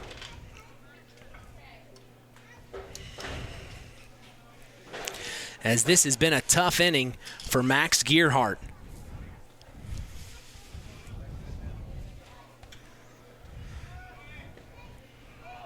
And both runners are going to steal both bases here as the pitch goes too low. Another ball called, and both Danfords move forward. We see Brady Danford at third now and Connor Danford at second. So 2 Bobcats in scoring position for Oregon Davis here as Drew Cooper's in the box. Here's the 2-0. A little outside, ball called, 3-0 now. And we're going to see Peyton Attinger. He's going to go out and have a little meeting at the mound here. Have a little chat with Max.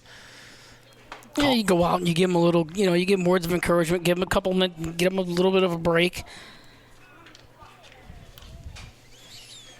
That was Max's 28th pitch of this half inning. The most he's pitched in a half inning so far today. As the count is 3-0.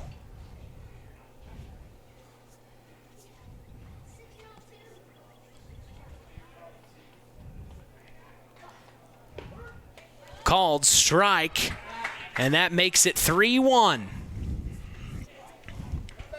Bobcats with a heck of a half inning here.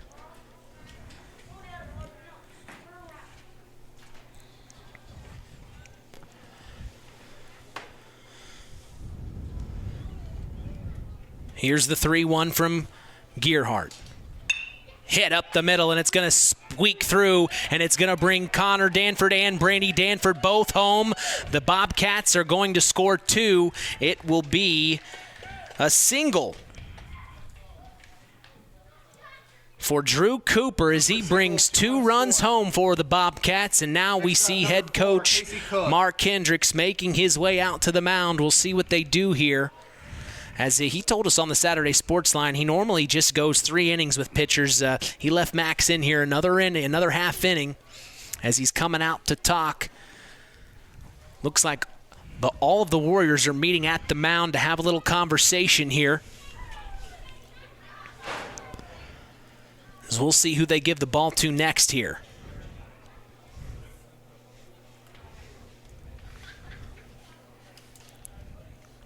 Looks like we are going to see number 46, Wyatt Wheeler. So Wyatt Wheeler will be substituted in as the pitcher, and it looks like Max Gearhart will be, wonder where he'll be going.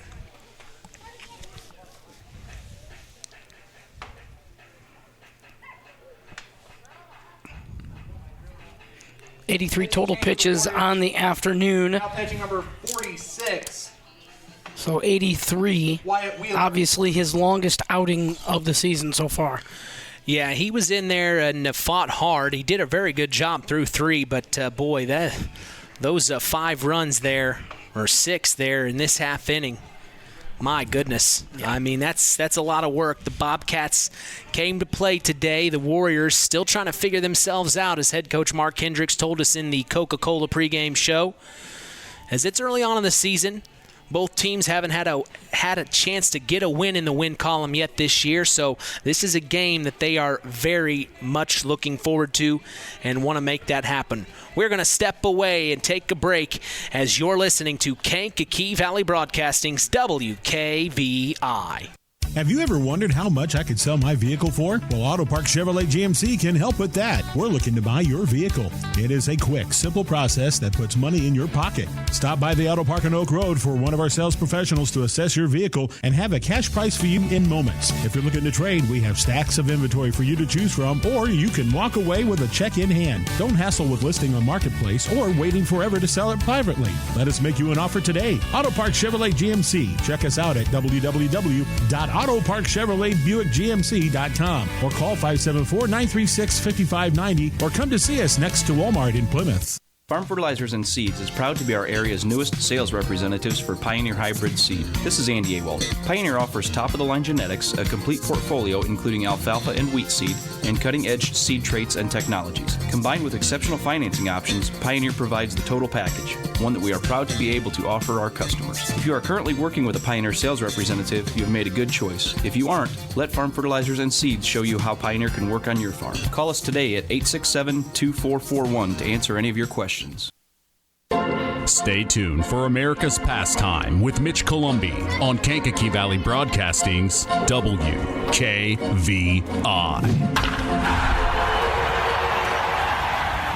On the way home from the game, a deer jumps in front of your truck. And now you've got to get that truck repaired. Make it easy on yourself. Take it to Mark's Body Shop. Mark's has done expert auto body service since 1998 and will work with you and your insurance provider for collision repair, custom body paint, and insurance work. And all work guaranteed by owner Mark Schell. Mark's Body Shop, proud to support high school sports. 772-7003. Back at the top of the fourth as the Winamac Warriors trail 7-0, as we had a pitching change here. It's number 46, Wyatt Wheeler, and his first two pitches, one strike, one ball here. And he's going to check his runner over at first here. That's number 4, Casey Cook on first base. So we'll see what Wyatt Wheeler has in store. He was at first base. Now he's been moved to the pitching position. Here's the 1-1. Strike called. 1-2 now. Wheeler, one of the taller players on the Winamac Warriors teams, as he checks his runner at first again for Cook. Boy, he can turn it quick. He looks like he knows what he's doing out there, Scott. Yeah, he can throw a little bit. He's really keeping that runner close to first. Oh, nice curveball. And a curveball.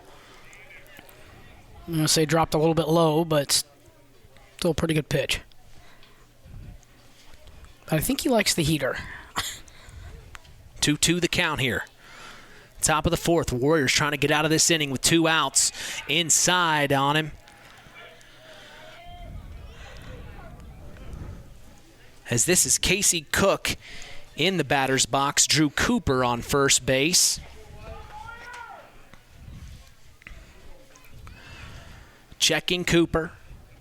Now the pitch. Inside, and Cook swung at it and got a piece. That makes it a full count. Cook going for the rarity here.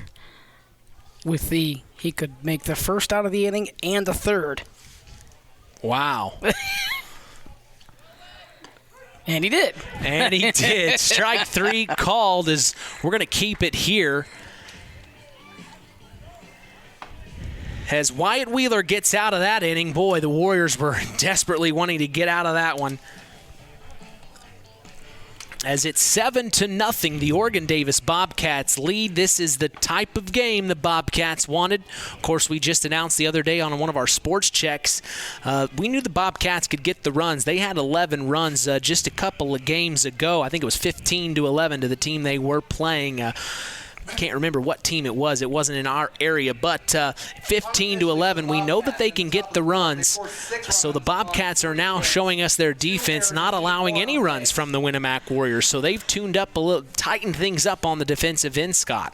And Danford's going to go back to the mound, and you look at Danford today, what he's done pitching-wise, but he's also been very active on the field. Hence, you can see how dirty his uniform's going to be. Now, if he has to go home and his mom has to wash that jersey, she's not going to be happy. But he might get lucky and just leave it at the school and have the school wash it. School wash it. But you can always tell those guys that are max effort guys because they've always got dirt all over their shirt, dirt all over the front of their pants, dirt all over their hat. It's one of those type of hustle guys. Today's broadcast is brought to you by Nepco Crane and Equipment Services, specializing in mobile crane service. Call Joe Nepp at 1-800-590-2272 for all your residential, commercial, and agricultural crane needs. Today's broadcast is also brought to you in part by First Farmers Bank and Trust, providing state-of-the-art banking with old-fashioned service. We thank them for supporting local high school sports. Bottom of the fourth, 7-0. The Winamac Warriors step in the batting box. And we see number 7, Max Gearhart. So Brady Danford sets and deals. Another breaking ball gets in there. Strike one called. My gosh. As you just saw, Max Gearhart didn't think it was going to get in the strike zone, and then at the last second, it just drops in there. Here's the 0-1 swing and a miss. Strike two, as now Gearhart is behind here.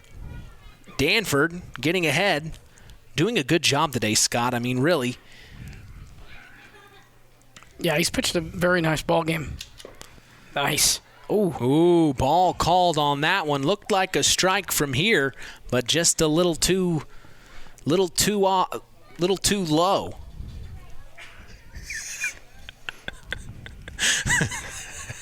Here's the here's the 1-2, or the 2.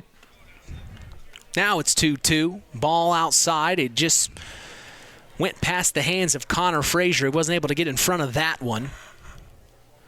So the count at 2-2 here, even. Danford deals. Swing and a pop fly off the right side, and it'll go out of play. So Gearhart gets another chance here.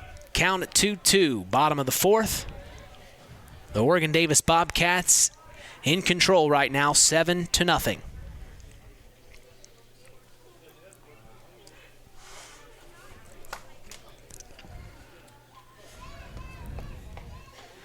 Danford takes the call from Frazier. Here comes the pitch. Ooh, just a little low. Another ball called. A little low and outside that time, but that was pretty close. Gearhart in here. This will be his 7th pitch at this at-bat. Ooh, inside, and they call a strike. Wow.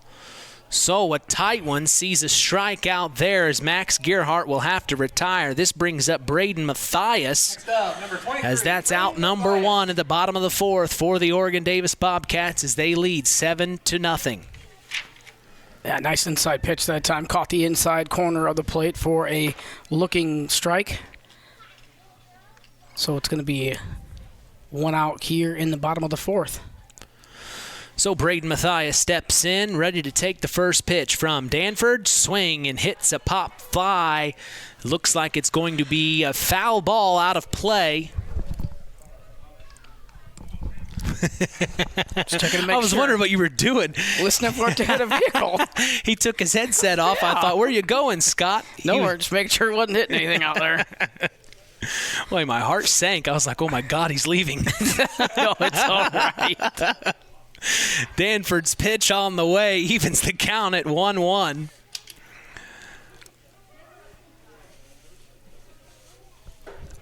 So So that was your scared look. I was a little scared there. I know that now. Thought, oh man, what did I say? Swinging a hit right through. Oh, got through Connor Danford's hands at shortstop. It's going to be a single by Braden Mathias. Oh, a double. He's going to get all the way to second base. As I look down at my sheet, it looks like the Bobcats must have fumbled something out there at outfield between center fielder Addison Allen. Casey Cook. Oh, Cook, I'm sorry. And Bruce Ringer. Next up, number 22, Aiden Jimenez. So that gives Braden Mathias a double, and stepping in now is Aiden Jimenez. First pitch, strike called as Danford lost his hat again. He is throwing so hard. This is the third time his hat has flown off of his head. He is throwing that hard. And these are fitted baseball caps. Unbelievable. This is how hard the kid's throwing here.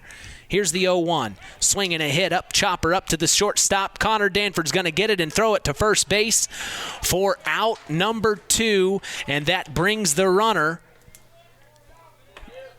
Max Gearhart, or Braden Mathias, to third base.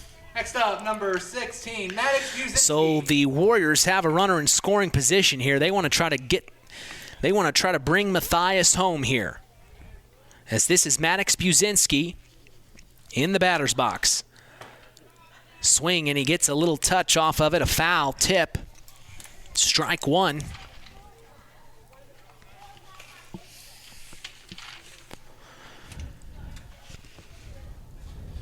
As Danford takes the call from Frazier.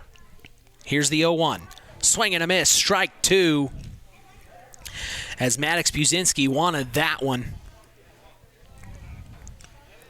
Buzinski 0 for 1 on the afternoon. This is his, obviously, second at-bat. We're going to clean the plate here. Aggressively clean the plate. And it looks like he forgot his... I think he forgot his... Yeah, he forgot his little sweeper. Yeah, his broom. Rick Podell doing a good job making calls behind the plate as an umpire today. Also, Eric Sarver doing a good job out on the field. Oh, big time hit. He got all of that one. Number 16, Maddox Buzinski's going to bring Braden Mathias home, and he's going to get a single. So the Warriors get on the board here. Bottom of the fourth. 7-1 with 2 out. Next up, and that's exactly what you want to do. Hey, he waited on the pitch there and picked one out and drove one into the left center field for a base hit. So first pitch from Danford to John Malco. So John Malco now in the 9 slot for the Winamac Warriors. We saw Gavin Taylor the last up at bat in the 9 slot. And now John Malco steps in. Another ball called. You may remember that name, or that name may sound familiar. He was one of our Tyler Roth WKVI Athletes of the Week just a few weeks ago. Of course, he's one of the great basketball players on that Winamac Warrior team. Head coach Cam Bennington was very happy with his season, as he had some knee injuries he had to deal with through basketball season. But boy, when he came back, he had a run of games there where he was scoring 23, 9, and 7. He got 32 points one game, 9 and 6. John Malco, the future of the Winamac Warriors basketball team, as he swings and misses that one. Strike 2 called. 2-2's the count now for John. But when I had a chance to talk to John Malco, just a great head on his shoulders, a young man. He knows exactly what he wants to do. And just a great interview. A great interview that was, as he swings and misses strike 3, and that will be the 3rd out that the Bobcats needed to go to the top of the 5th. As we are going to take a break and come back, you're listening to Kankakee Valley Broadcasting's WKVI. At First Farmers Bank and Trust, we've been serving family farms for over 130 years. We've seen our customers succeed in good times, pull through in tough times, and we've learned some lessons along the way. So we appreciate the customers we have today by finding the solutions they'll be looking for tomorrow. Are you ready to talk about your farm operation? Stop by a branch or visit us online at ffbt.com. First Farmers Bank and Trust, Equal Opportunity Lender. Member FDIC. When you grow up on the land, you have an appreciation for it. When you grow up and work on a family farm, on land that is shared by members of a family, all working together as a team, that appreciation grows even more. They know what it's like to work as a team to get the job done.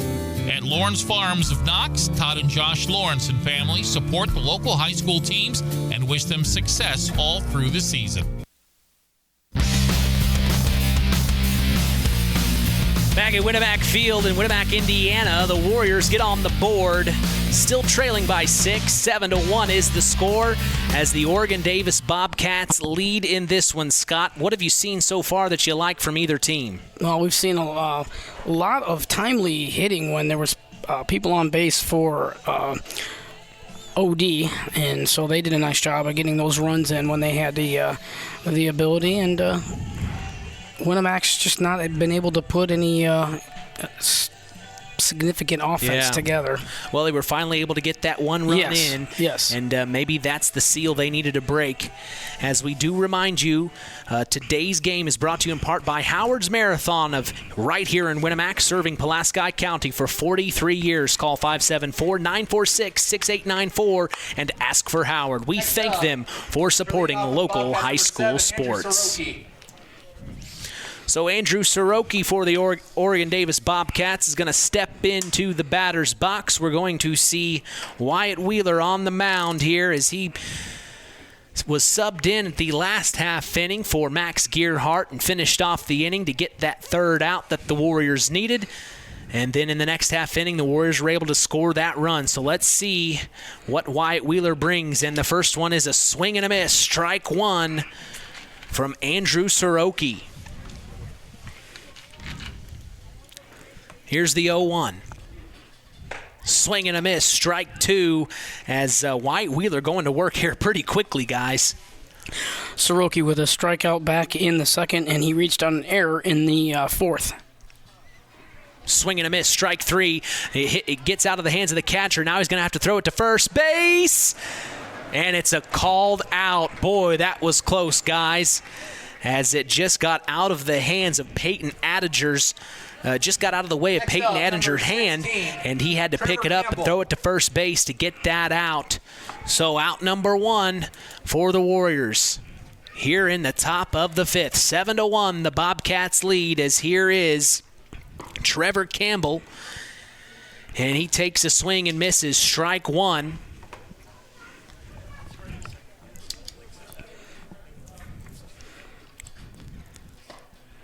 Ball called on the next pitch, evening the count at 1-1.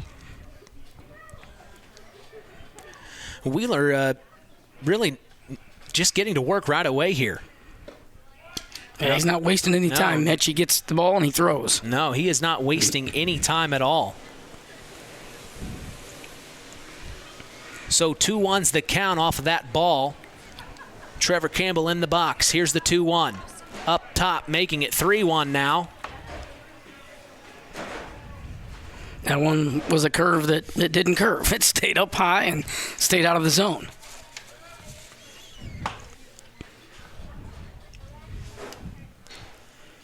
Here's the 3-1 from Wyatt Wheeler.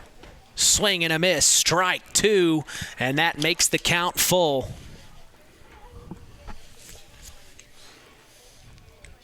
Trevor Campbell, he was able to get on base the last at bat. Here's the full count. Oh my, and it got away from Wheeler.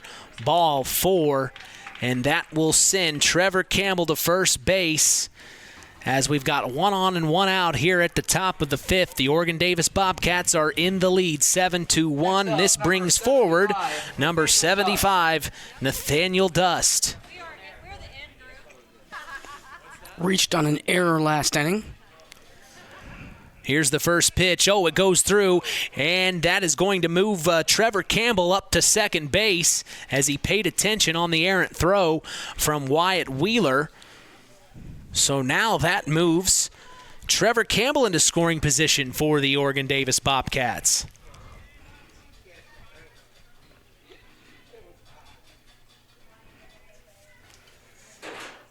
Sends the pitch.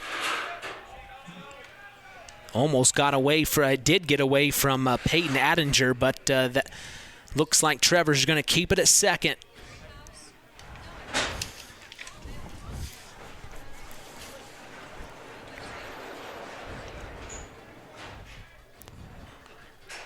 Here's Wheeler. Strike call. That's 2-1 now, the count, with a runner on second and one out. Wheeler eased back on that one just a little bit and was able to get that to go across for a strike. Pitch from Wheeler hits the dirt. Ball 3. It's interesting. You watch all the different players, the different batters have their different stances, their different routines when they get into the batter's box. Same with the pitchers. Everyone has their own little thing that they bring to the game. As here's Wyatt Wheeler's 3-1 pitch called strike, makes it a full count. It's just interesting when you see everyone's little nuances that they have when they bring it to the game. Yeah, absolutely. And everybody's just got something a little bit different that they like to do. Here's the full count. Ball 4 called, and that's 2. He has walked in a row, Wyatt Wheeler. So that sends Nathaniel Dust to first. With a runner in scoring position, the Bobcats have 2 on, 1 out, and guess who's up next? Connor Frazier, who in the last at-bat had a wonderful home run, sent it deep to left field, and it just went, it hit the trees. Yeah, he had a 3-run homer in the last inning.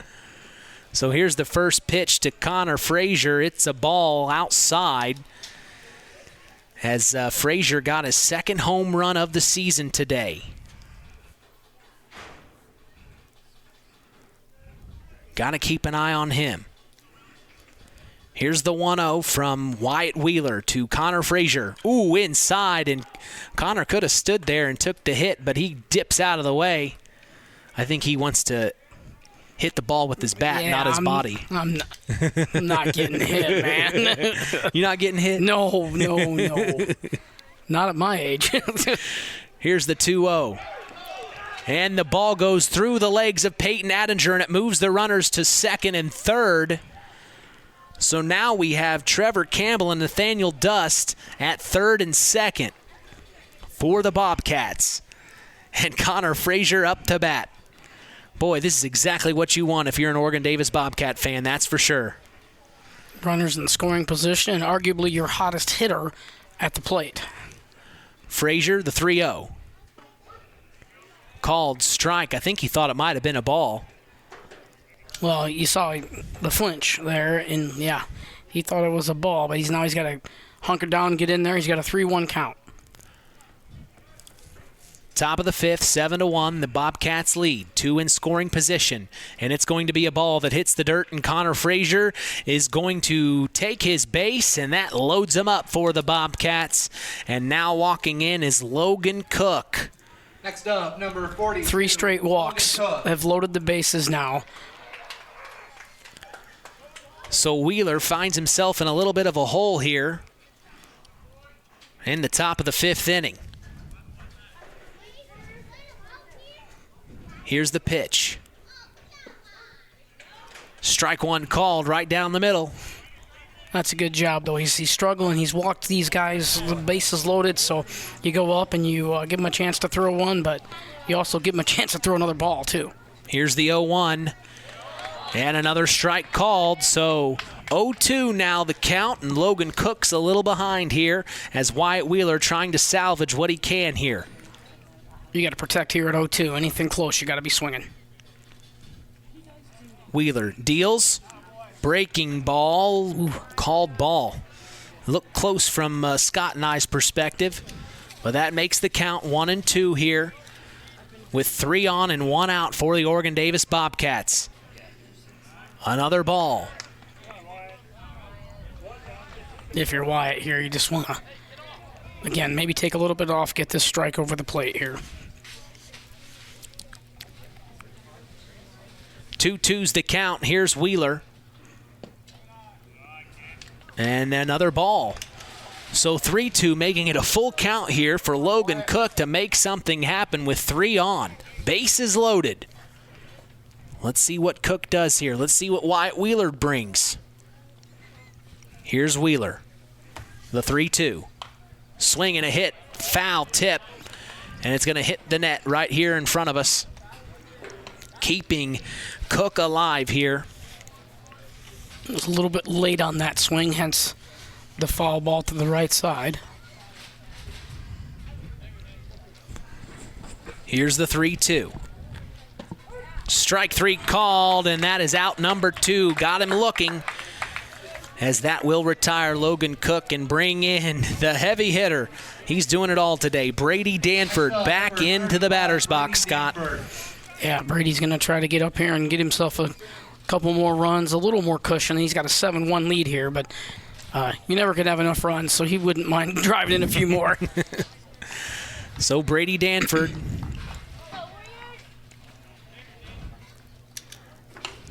And he gets a piece of it. It hits the net right in front of us. So 0-1 now the count.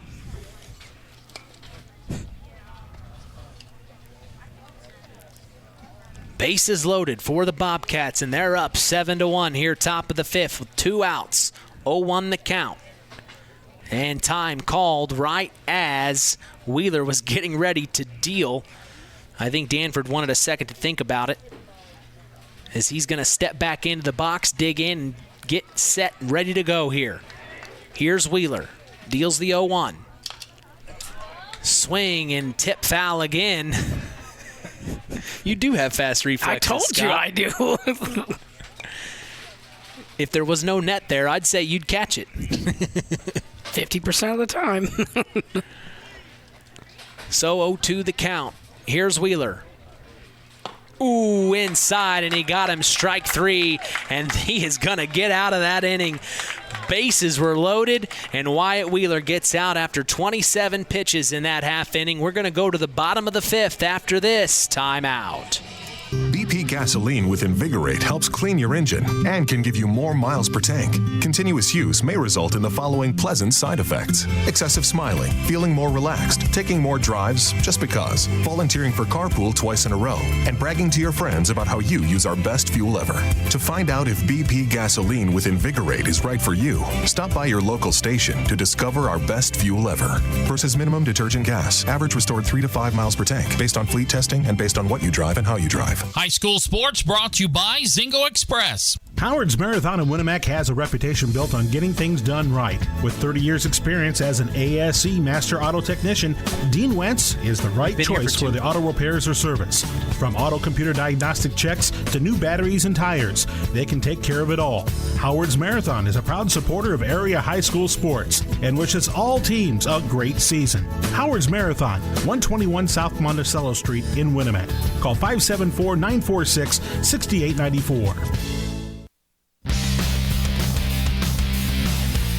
7-1 here at Winamac Warrior Field, as the Oregon Davis Bobcats are doing very well this afternoon. As we remind you, today's game is brought to you in part by Farm Fertilizer. Call them at 574-867-2441. That's Farm Fertilizer, helping to move the bar on yield and crop investment returns. Mark's Body Shop in Knox is proud to be part of the broadcast this evening. If you ever need collision repair, contact Mark at 574-772-7003.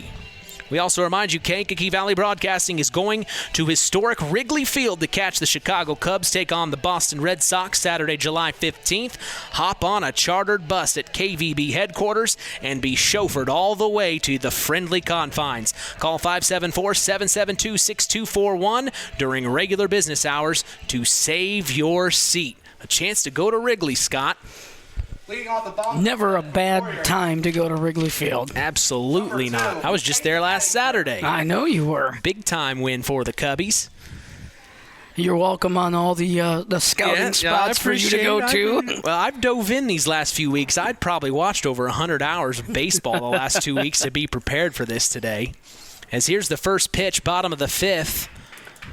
From Danford, he's still on the mound. Brady Danford having a heck of a game. Strike called, 0-1. As he's going to throw this next pitch in here, swing and a miss by Peyton Attinger, who's in the box. And he is quickly behind 0-2. Sets and deals, and this time Attinger gets a piece of it. Tip foul off behind us, keeping him alive.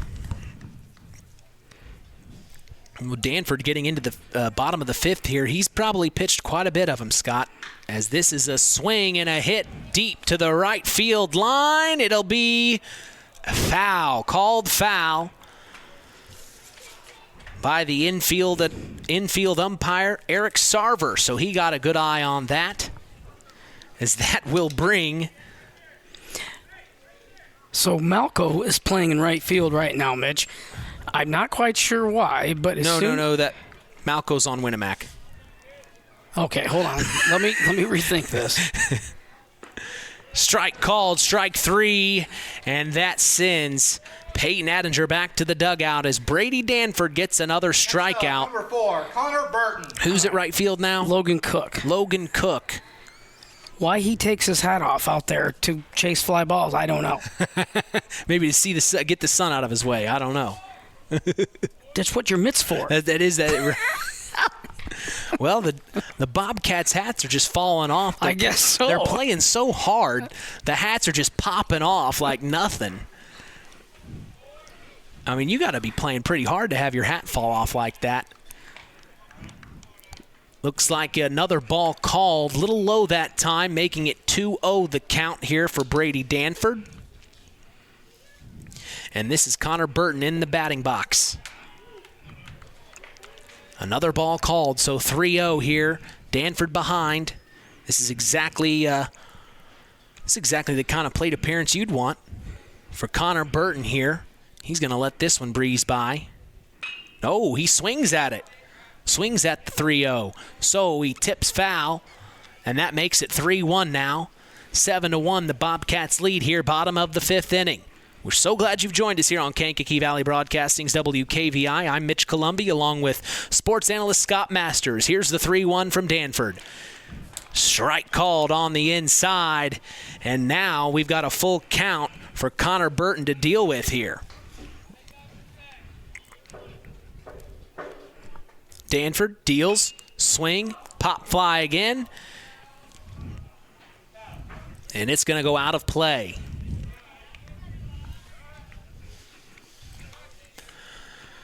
So he's still alive.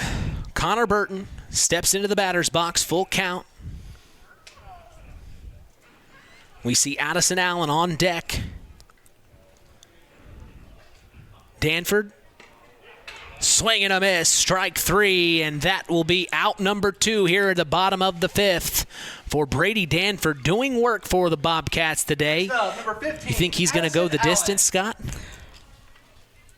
Well, he could go the distance, Mitch, but it's going to depend on how many, easily outs or strikeouts he gets, or some ground balls here. He's got to let the defense be his friend. That's for sure. So Addison Allen steps in, and first pitch from Danford's a called strike. So 0-1 the count. Here's Danford. Ooh, got him on the breaking ball again. I think Allen thought it was a little too high, but boy, it dropped right into the strike zone, and Rick Padell liked that one, and he calls it. 0-2's the count now here, bottom of the fifth. There's a chance to get out of this inning for Danford here. Here's the 0-2. Little outside, and he lost his hat again. Yeah, his hat's not sticking out his head at all. He's just throwing with such force. I mean, really. 1-2 the count. Here's Danford, bottom of the fifth. Big hit up the middle by Addison Allen, and it goes over the head of center fielder Casey Cook, and he's going to turn 2. Now he's going to turn 3. He's going to try to get a triple out of this one, and he is going to stay at third base. A big-time hit for Addison Allen. A triple on the play, and it went right over the head of Casey Cook. Yeah, Cook didn't get a good jump on the ball, obviously, and that one sailed right over his head. And quickly, he made his way to third base. Oh, man, he did. Wyatt Wheeler now steps in. Danford loses his hat again. It's just entertaining at this point. To me, I think I'd try to catch it, so it would be distracting to me. I'd try to catch the thing every time. Danford 1-0. Here he comes. A little low that time. Ball called.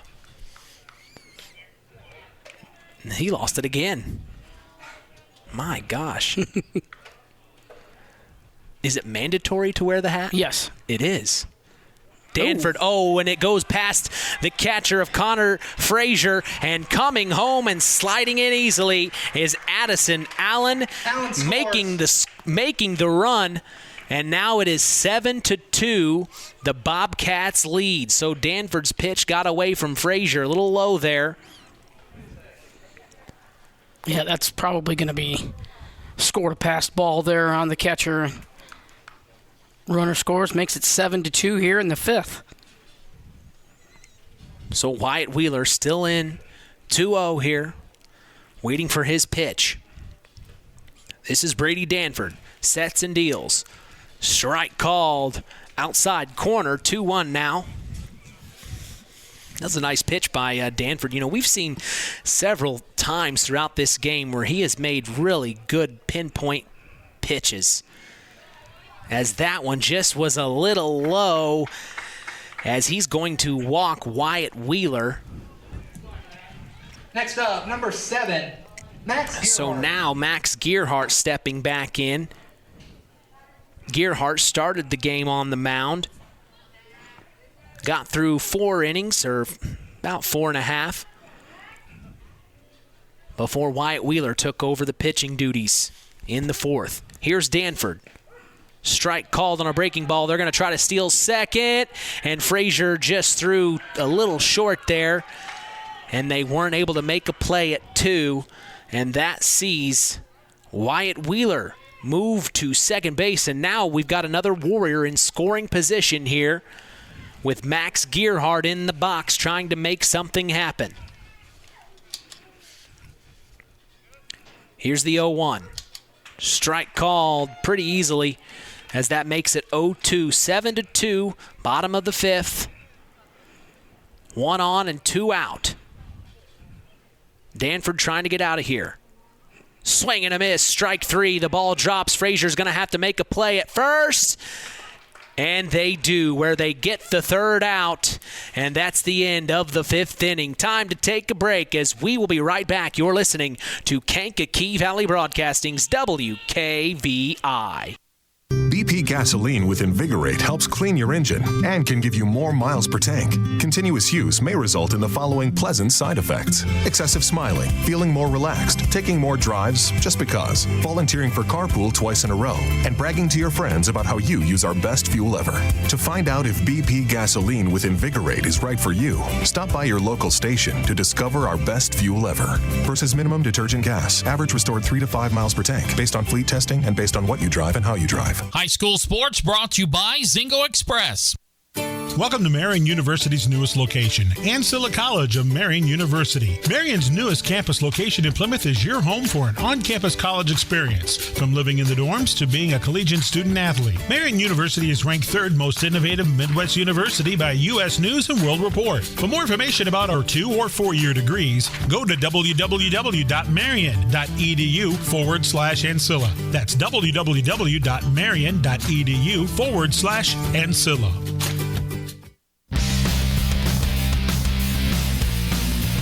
7-2 as the Warriors are able to bring a run home, shortening that gap, as we will see Wyatt Wheeler back on the mound for the Warriors and the Oregon Davis Bobcats stepping up. We do remind you that today's broadcast is brought to you in part by Culver's Portside Marina. Spring is here. Get your boat serviced and ready for the summer. Call them at 574-842-5000. We appreciate them and their support toward continuing the tradition. Tonight's game is also brought to you in part by Todd and Josh Lawrence of Lawrence Farms. We thank Todd and Josh Lawrence for supporting local high school sports. Connor Danford's going to lead off for the Bobcats as Wyatt Wheeler steps up, and he's ready to go right away. got out of an inning there where he had the bases loaded in the last half of the inning, and he was able to get a strikeout to where they were able to keep the Bobcats from scoring any more runs, as they've had pretty much their way for the majority of this game, as the first pitch will be a ball. 1-0 here from Wyatt Wheeler. Connor Danford also swinging the bat well today. We've seen him on base a few times already, as here's Wyatt's 1-0. Oh, man, and it's going to hit Connor right in the center of his back. And Connor is wincing after that one. Man, you hate to see that. He tried to get out of the way, but there was no getting out of the way on that one, so he will take his free base. And stepping up to the plate is Drew Cooper.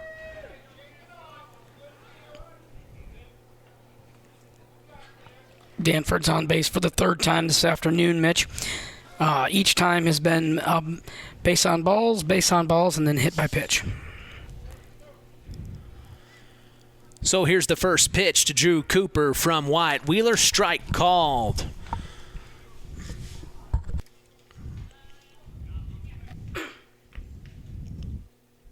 No outs, excuse me.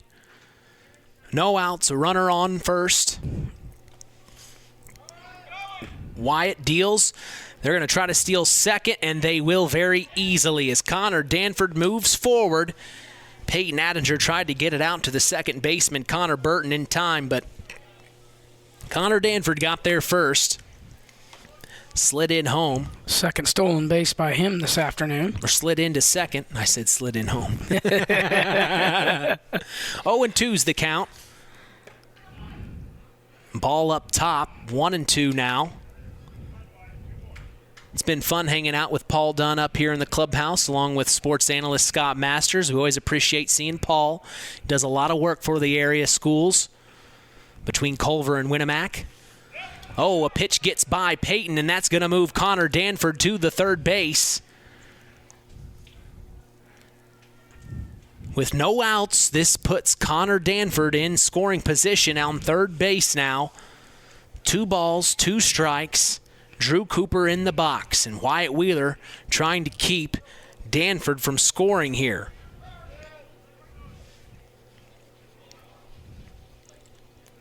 Here's the 2-2.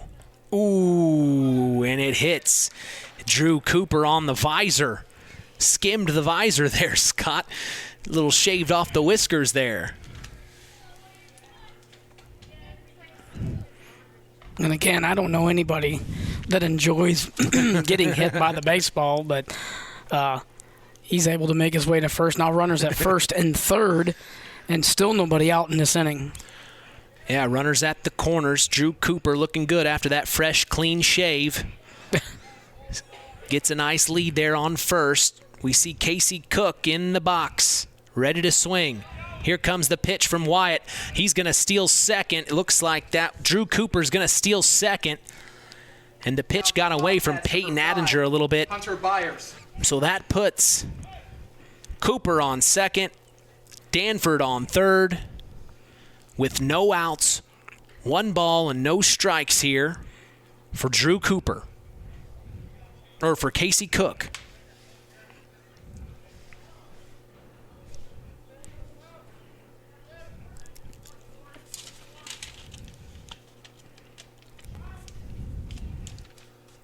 Swing and a miss.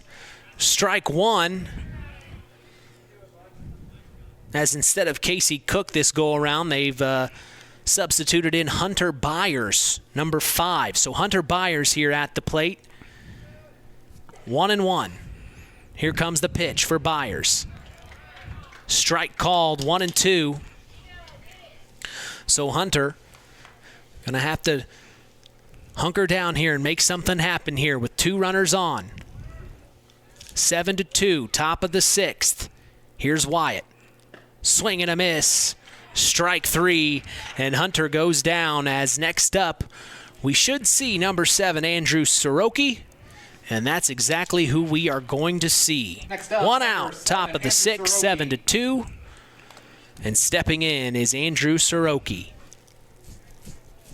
Wyatt Wheeler still on the mound, doing a good job for the Warriors, trying to get out of this inning. Throws his pitch, and a strike 1 called. Bobcats with 2 runners in scoring position here.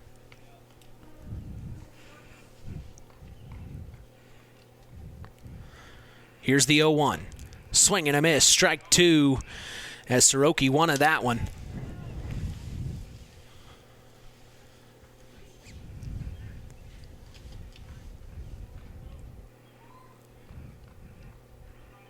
Here's the 0-2.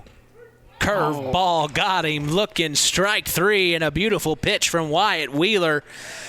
As that is the second out here at the top of the 6th, and we'll see Trevor Campbell come in here. You like that pitch, Scott? That was a definition of a big bender, Mitch. That one was out of the zone and walked right back in for strike 3. So first pitch to Trevor Campbell's a little low, ball 1. As Campbell, he's been on base a couple of times. He's done well today. He has a chance to bring a couple of runs home. We'll see what he does. Here's the pitch. Up top, it goes over the hands of Peyton Attinger, and sliding in to score is Connor Danford. And another run on the board for the Oregon Davis Bobcats. Sees it 8-2 here at the top of the 6th. That pitch just got away from Wyatt there, I think. A little too high there. Just got away from him. Couldn't get a hand on the ball as it hit the backstop either to make the throw to the plate. On the play, Cooper is going to go ahead and advance to third base on that one. So he'll get to third. Danford scores. And here's the 2-0. It almost hit the batter, but it goes past Peyton Attinger, and another score, another run. It brings home Drew Cooper. That's now going to make the score 9-2. Bobcats really opening things up here. A couple pitches got away from Wyatt, as here's the 2-0. It was 3-0, and that was ball 4. I'm relying on the scoreboard to be correct, guys. Should have been my first clue. So he's going to walk Trevor Campbell. So Campbell's on first. And into bat now is number 75, Nathaniel Dust. They're going to check the runner at first. And Trevor Campbell slides back in. Gets a little dirt on there for Mom. I like it. 75, the most baseball number of all time. I was about to say, I've never seen number 75. That's awesome. So, I love it. Here's the pitch from Wheeler up top. Ball called. Well, if you think of even the major leagues, I mean, the only real high number I can think of is Carlton Fisk at 72. Oh, I can't think right now. And the 1-0 sees a strike, even the count at 1-1. 9-2 here. The Oregon Davis Bobcats lead, top of the 6th. Mitch Columbia along with sports analyst Scott Masters. We're also up here with public address announcer Paul Dunn. A little low that time. A ball called. 2-1 here as Wheeler's working. Looks over, checks the runner at first. Campbell a little bit of a lead. Now he slides in. They threw to first to try to keep him honest. They don't want him getting to second. There's been several stolen bases here in this game, and the Oregon Davis Bobcats have done what they came to do so far. Here's Wheeler. Strike right down the middle, evens the count at 2-2 here with 2 outs, 1 on, top of the 6th. This is an opportunity to get out of this inning here for Wyatt. He needs this pitch here.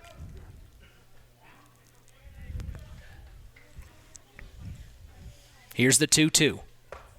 Tried to get him on a breaking ball, but that just didn't break like Scott and I saw a couple of batters ago. It stayed up top this time, making it full. So full count, 3-2. Here's Wyatt.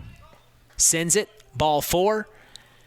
And that is going to walk Nathaniel Dust and bring up Connor Frazier, the top of the batting order. And Connor Frazier already has a home run in this game and has been on base a couple of times. This guy has had an excellent evening, Scott.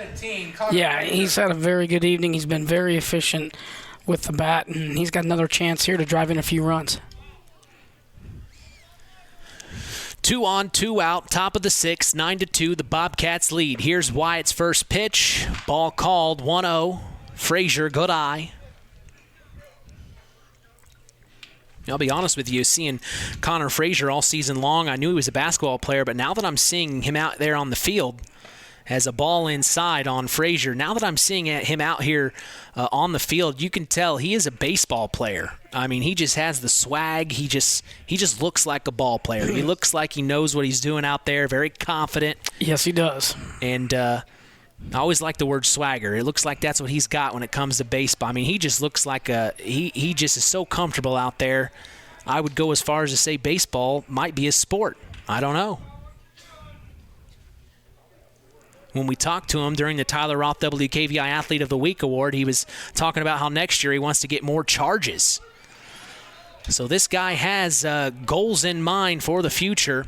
As a strike called on the inside, makes the count 3-1 here, top of the 6th. Wyatt Wheeler trying to get out of here. Wheeler sends it. Pop fly up high, and it's going to bring the right fielder in for the third out, as that was Gavin Taylor on the play, and that will be the top of the 6th, and we'll be back for the bottom of the 6th after this timeout. Collins Insurance Agency in Knox has done it again. They have earned the distinction of preferred agency partner from the Western Reserve Insurance Company. Can't touch this. So what does that mean for you? Collins Insurance Agency provides themselves of taking care of its community. That means providing the best insurance that keeps you and your family safe in a time of need. And with this honor, Collins Insurance Agency looks forward to providing Stark and surrounding counties the best customer service you and your family deserve. Collins Insurance Agency in Knox, living the golden rule by treating you like family.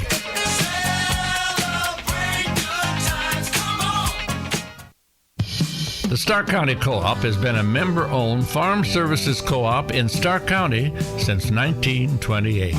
That's over 90 years, and they're still providing the same quality agronomy services to the farming community of Stark and surrounding counties.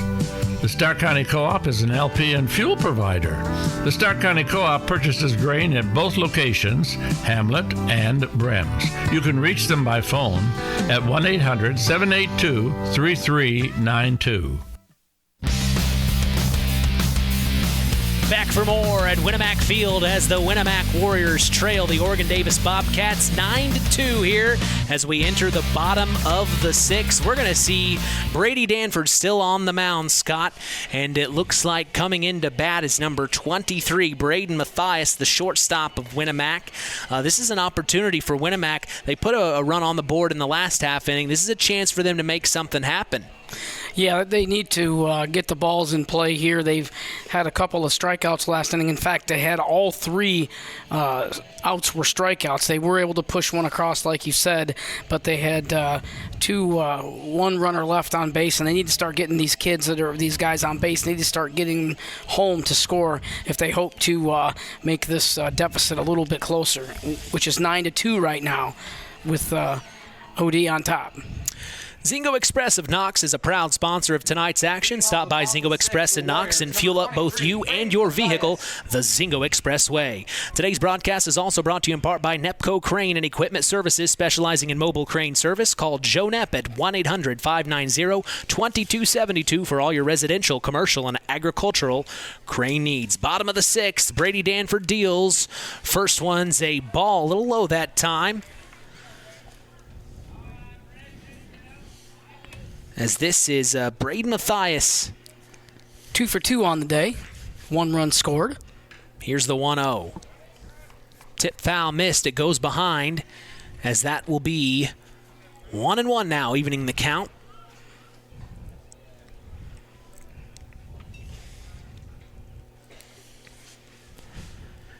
One and one from Danford. Too low that time. Good eye from Mathias. As we will see Aiden Jimenez on deck for the Warriors. Tip foul again, goes right behind him. Count stays at 2-1 here. 2-2 here. Thank you. We're having fun. We are having fun here. The sun's starting to set. A beautiful spring day here in Winamac, Indiana, as the 2-2 sees a ball up top, evening the count, and Brady Danford picks his hat up again. Boy, the hat's going to be dirtier than the jersey. It's for sure. And he's slid all over the place today. Full count from Danford. He deals. Swing and a hit. Right chopper to the shortstop, Connor Danford, and he drops it. And instead of throwing to first, he makes the safe play and keeps it, as Braden Mathias is going to get on base. A single for him. Nice job. I think the official score might call that one an error. An error? I think so. Well, and a couple choppers to Connor Danford has just, they hit the ball has hit the ground at the perfect spot to where when it hit the ground, it bounces up, and he just doesn't have control of it there. So it's not totally his fault. Unfortunately, that's part of baseball. But Connor Danford trying to sew that hole up there in shortstop land, as he was originally slated to be the catcher tonight, but they went ahead and traded out with Connor Frazier, and Connor is the catcher now. So here's the second pitch from Brady Danford. Makes it a 1-1.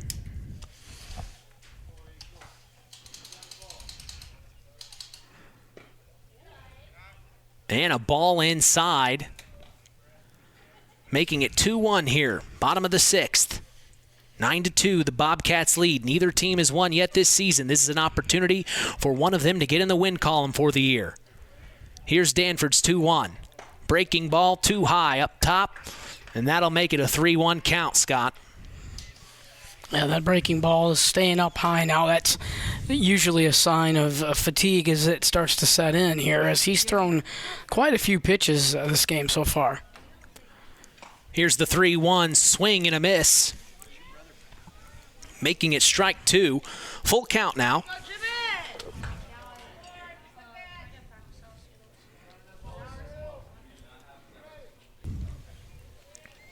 Here's the 3-2. Swing and a miss. Strike three. They throw to first just in case. But it looks like Braden Mathias gets back in time, as that's out number one. Next up, number 16. So coming into this inning, he had already thrown 70 pitches. So you add the 70 to what he's thrown this, and it's been 12 this inning. So 82? Unofficially. I'm keeping track at the same time, so I may have missed a couple here and there, but I'm pretty close. I know I'm in the area. We'll take in the area. I saw this thing at Dick's Sporting Goods. Yeah. I was like, I want one of those. Looks like a movie ticket clicker. Here's the 0-1. And a ball, making it 1-1 here. As the Warriors have 1 on, 1 out.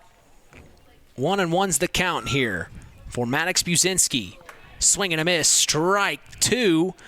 And they throw to the first baseman just to keep Braden Mathias aware that they know he's out there. They are checking the runners very often this evening. Well, they got lucky that Andy Siraki was able to stop that ball from going into right field. Ball low this time, evens the count at 2-2. Good eye from Maddox Buzinski. Handling things in left field for the Warriors today. Batting in the 8th slot. The 3. Oh, that makes it a full count now. 3-2. I just don't know sometimes when the umpire what he calls. It's kind of tough to see. So 3-2 the count here. Danford deals, big hit, popped left field, and it's going to fall in the gap. And here come the runners. Rounding third is Braden Mathias. Here comes Mathias all the way home, and Maddox Buzinski is going to get a triple on that play. My goodness. Buzinski triples.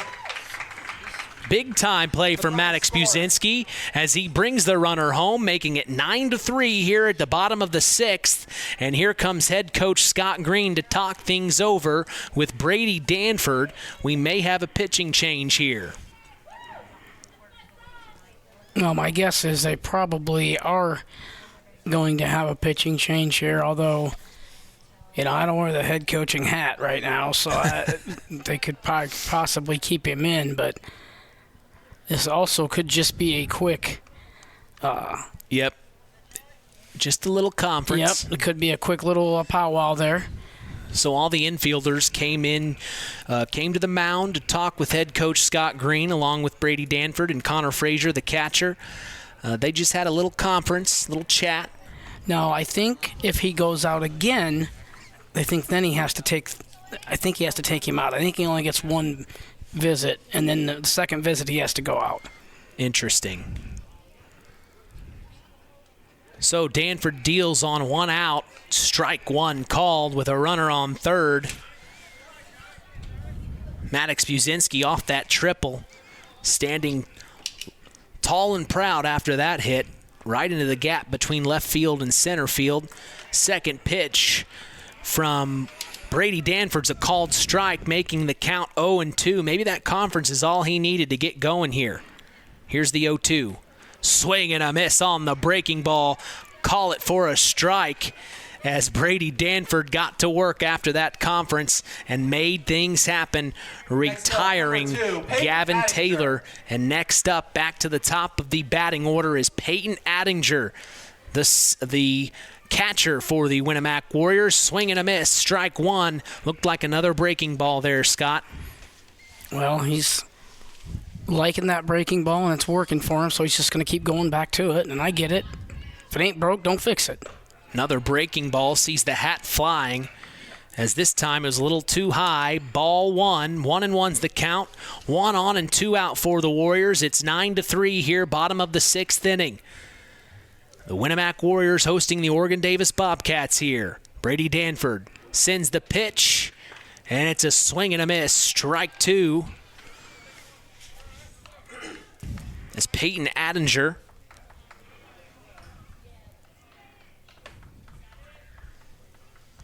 here's the 1-2. Breaking ball again sees the hat fly off of Brady Danford's head. He just put so much torque on that curveball that the hat just has to come off. As here's the 2-2. Swing and a miss. Strike three. The ball hits the ground. Now there's a play for first. Frazier throws it to first, and they get the third out, as that will be the end of the 6th inning. We'll be back as we will go to the top of the 7th. You're listening to Kankakee Valley Broadcasting's WKVI. Collins Insurance Agency in Knox has done it again. They have earned the distinction of preferred agency partner from the Western Reserve Insurance Company. Can't touch this. So what does that mean for you? Collins Insurance Agency provides themselves of taking care of its community. That means providing the best insurance that keeps you and your family safe in a time of need. And with this honor, Collins Insurance Agency looks forward to providing Stark and surrounding counties the best customer service you and your family deserve. Collins Insurance Agency in Knox, living the golden rule by treating you like family.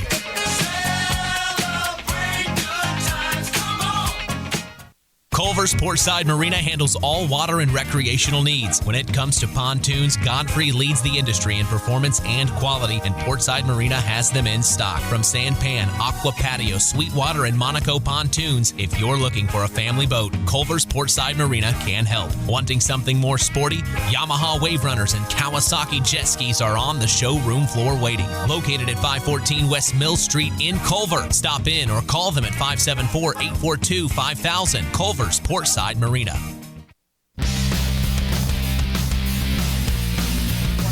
9-3 is the score here at Winamac Warrior Field as the Warriors bring home a run, but are still down by 6. Collins Insurance is part of the broadcast, taking care of all your insurance needs. Jim Collins told me to tell you, call him anytime at 574-772-6844. That's Collins Insurance, supporting local high school sports. Well, we have a score update from my sports check today. You probably heard me mention the Culver Cavaliers were taking on their crosstown rival, the Culver Academy Eagles. That game, unfortunately, ended in 5 as the Academy got out in front and and won that game 17-3. A tough loss for our Cavs of Culver. Tough loss indeed, especially when you go up against your crosstown rival. But I will say the softball team took on Culver Academy yesterday, and the Culver Community Lady Cavaliers were able to pull that win out. So the softball team for Culver Community won yesterday, and then today the baseball team for Culver Academy won. It looks like we're going to have a pitching change here for Addison Allen. He's going to come in and pitch after Wyatt Wheeler. Of course, we saw first up to pitch was Max Gearhart, then Wyatt Wheeler, and then now Addison Allen.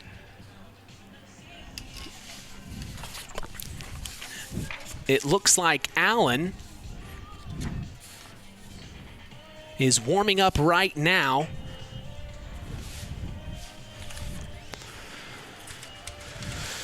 So we will get ready here for the top of the 7th. Boy, this game is... Well, he's used significantly less pitchers than he talked about using. Right, exactly. I mean, we're on number 3, but he was averaging, 5 a game? He said he'd get maybe 3 innings at most out of his pitchers. He liked to switch them out. But, he left Max Gearhart in there. Maybe some learning opportunities for Max to kind of go deeper into a game. You never know what coaches are thinking. But, it's all for getting guys experience. I think that's one thing that head coach Hendricks was talking about, and Scott Green for that fact for the Oregon Davis Bobcats, is they've got 2 young teams here. They're just trying to get familiar with varsity baseball. Mm-hmm. And when you go from a young freshman team to maybe middle school into varsity baseball, it's a big change, and I think that's what a lot of these players are experiencing this part of the season. As the first pitch from Addison Allen is a strike called right down the middle. 0-1 the count. We see number 10, Caden Cook, up to bat for the first time for the Oregon Davis Bobcats. And this pitch gets away as it's ball 1, evens the count at 1-1 here. 9-3, top of the 7th. The count is 1-1, nobody on. As Caden Cook with his first look of the night. Here's the 1-1. And a ball called, it looks like 2-1. As Addison Allen was at center field, and he comes to pitch now.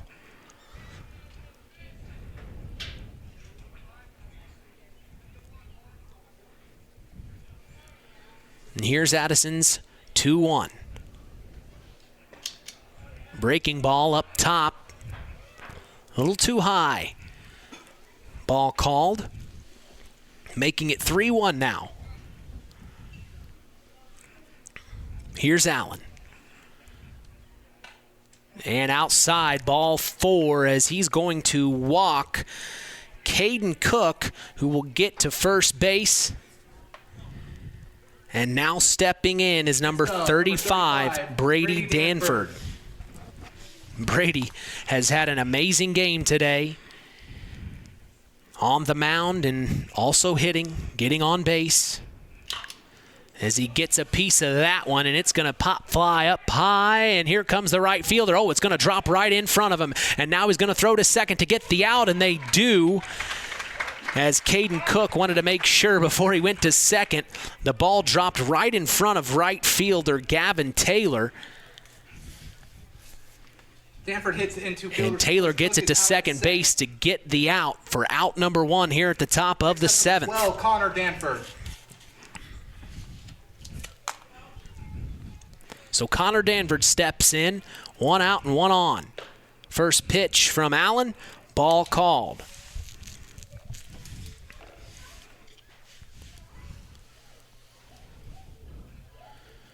Connor Danford, also one of the basketball players on that Oregon Davis Bobcat team. Here's the 1-0. Missed up top. 2-0 now the count. Connor Danford, one of the starters on that basketball team, a very good athlete. I am not surprised that he is good out here on the baseball field as he swings and misses on that one, making the count 2-2.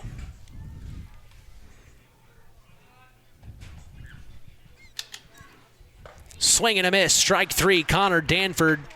No, that was strike 2. Excuse me. No, you're all right. So now the count's 2-2. Even the count.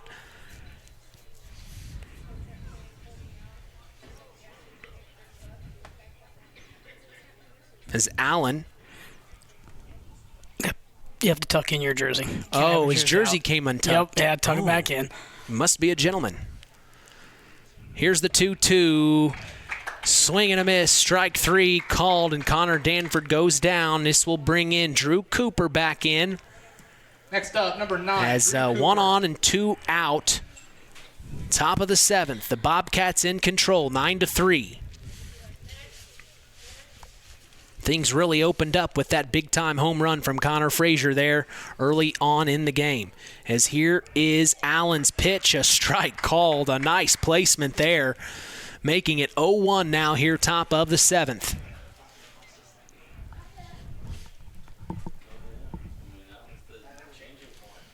Here's the 0-1. They're going to steal second. They're going to try to get there. And Peyton Attinger threw it to second base. It looked like Braden Mathias, the shortstop, came over to help.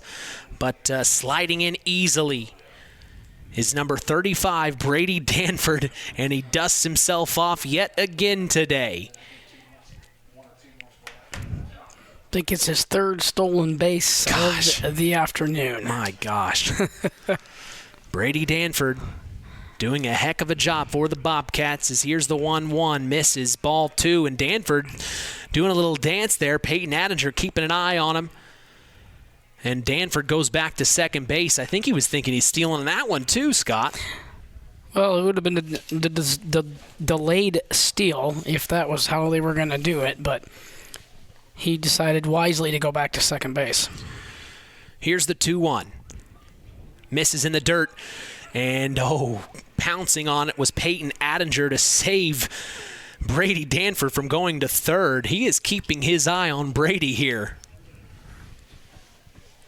He's very active on the base pass, so he takes the attention of the catcher and the pitcher, both. 3-1. Danford goes, throws out to third, overthrown, and now Danford's going to bring it home and score and get a run for the Bobcats. And now, after the missed pitch hits the dirt, that gets Drew Cooper to first. He tries to go to second, and they throw and get him out for the third out, but not before the Bobcats get that run, making it 10-3, and we go to the 7th inning stretch. 10-3 here at the 7th inning stretch.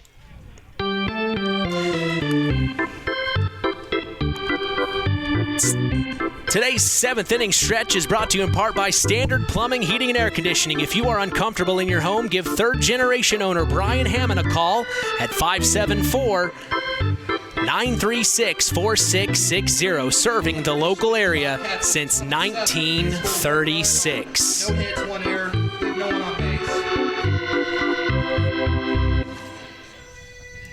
Since 1936, Standard Plumbing, Heating, and Air Conditioning have always taken pride in doing the job right. Third-generation owner Brian Hammond and his family have always set the standard when it comes to taking care of all your heating and cooling needs. Making your home a comfortable home is the absolute top priority. If you are uncomfortable in your home, give them a call at 574-936-4660. Follow them on Facebook. Let Standard Plumbing, Heating, and Air Conditioning help you take control of your comfort. Stay tuned for America's Pastime with Mitch Columbi on Kankakee Valley Broadcasting's WKVI. Collins Insurance Agency in Knox has done it again. They have earned the distinction of preferred agency partner from the Western Reserve Insurance Company. Can't touch this. So what does that mean for you? Collins Insurance Agency provides themselves of taking care of its community. That means providing the best insurance that keeps you and your family safe in a time of need. And with this honor, Collins Insurance Agency looks forward to providing Stark and surrounding counties the best customer service you and your family deserve. Collins Insurance Agency in Knox, living the golden rule by treating you like family.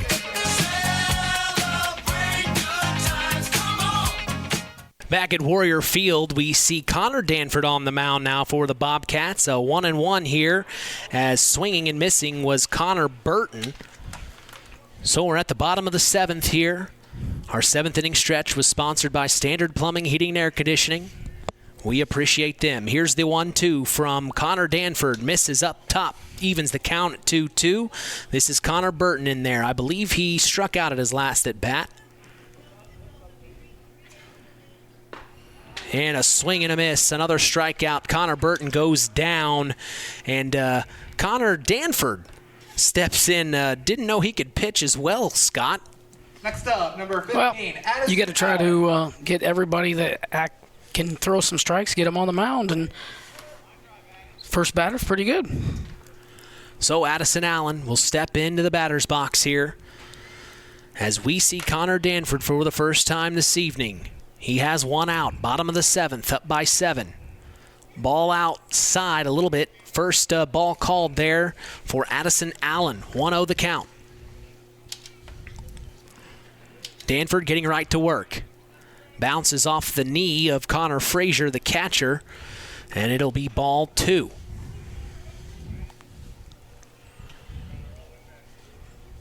Danford, one of the taller players on the Bobcats team, deals.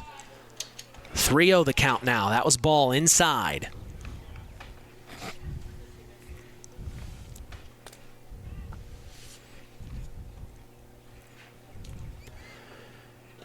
And he walks him. 4th ball in a row there. Unfortunate. As that puts Addison Allen on first base. So a chance for the Warriors to make something happen here. We see Wyatt Wheeler enter the batter's box here.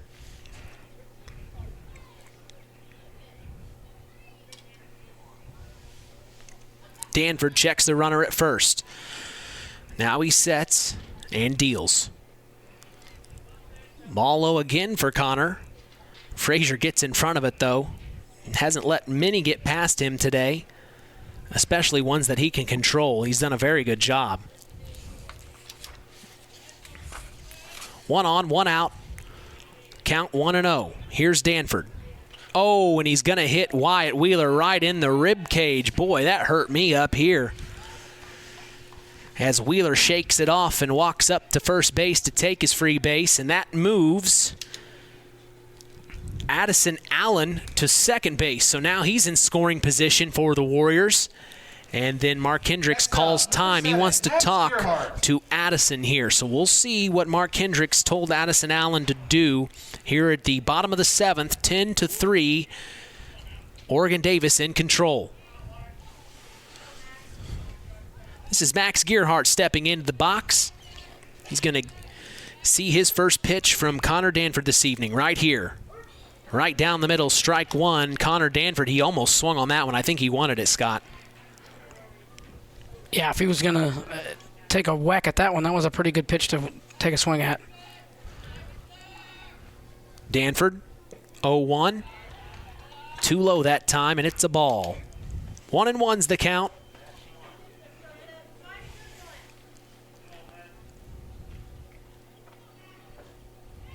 Danford checking the runner at second. Now he throws. Up top, too high, ball 2. Again, you got the 10-3 lead here. You need to worry about the batter rather than the runners on base right now. Mm-hmm. I wouldn't even look. Here's the 2-1. You wouldn't even look? Nope. Just focus on the task at hand. Take a glance back, and then I would just focus on the batter. This is an interesting part of the game, too. If the Warriors were able to make something happen here, it would dent into that lead. As unfortunately there, Max Gearhart swings and misses, making the count full now. 3-2, bottom of the 7th, 10-3, the Bobcats lead. Danford takes the call from Connor Frazier. He's going to send this pitch, and he is going to get another strikeout. Or no, his first strikeout, and Max Gearhart will go down swinging, as that's 2 out. Next up, number 23. 2 outs here at the bottom of the 7th for the Bobcats. 2 on and 2 out here.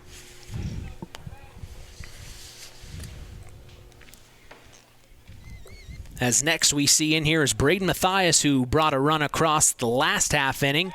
Ball gets too low for Danford, and now here come runners, and they are going to stay at third and second, but they're going to pick up a base here as Danford's pitch got away from Frazier. So now we see Addison Allen on third and Wyatt Wheeler on second for the Warriors.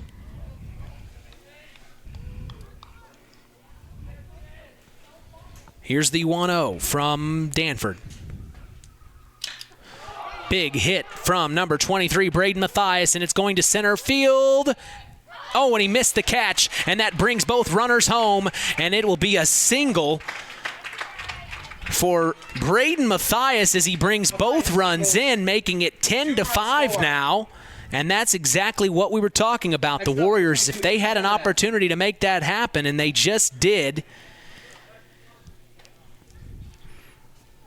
as a dropped play. Boy, that was a close one there at center field. It just fell right in front of the center fielder. I believe it was Casey Cook, and he just wasn't able to make a play on it. So it brings both runners in, and now one runner on with 2 out.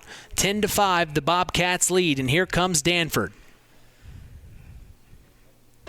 Up top, too high. It's a ball. We see Aiden Jimenez taking that ball for the Warriors here. Another name we recognize. Ooh, inside, and he almost swung at it. In fact, he did. It's going to go foul, the first base line. So 1-1 here. Here's the 1-1. Too low in the dirt, and that's going to move the runner at first to second. That's Braden Mathias, and he's going to get to second easily as the pitch just went past Connor Frazier, unfortunately, as Danford's having a little trouble here in the bottom of the 7th. Well, pass balls have been a problem tonight. I think that's probably about the 5th pass ball that we've had. And pitch from Connor Danford. What'd they call that? They called it a ball. Ball. Outside. So 2-1 here. 3-1. Too high up top. And that will move Aiden Jimenez to first base as Connor Danford walks him. And then also that moves forward the runner, Braden Mathias, to third base. So the Warriors making something happen here at the bottom of the 7th. This is exactly what they needed. As stepping into the batter's box is Maddox Buzinski. He's been at left field on defense for the Warriors this afternoon. As here's the first pitch from Danford. Swing and a miss, strike 1.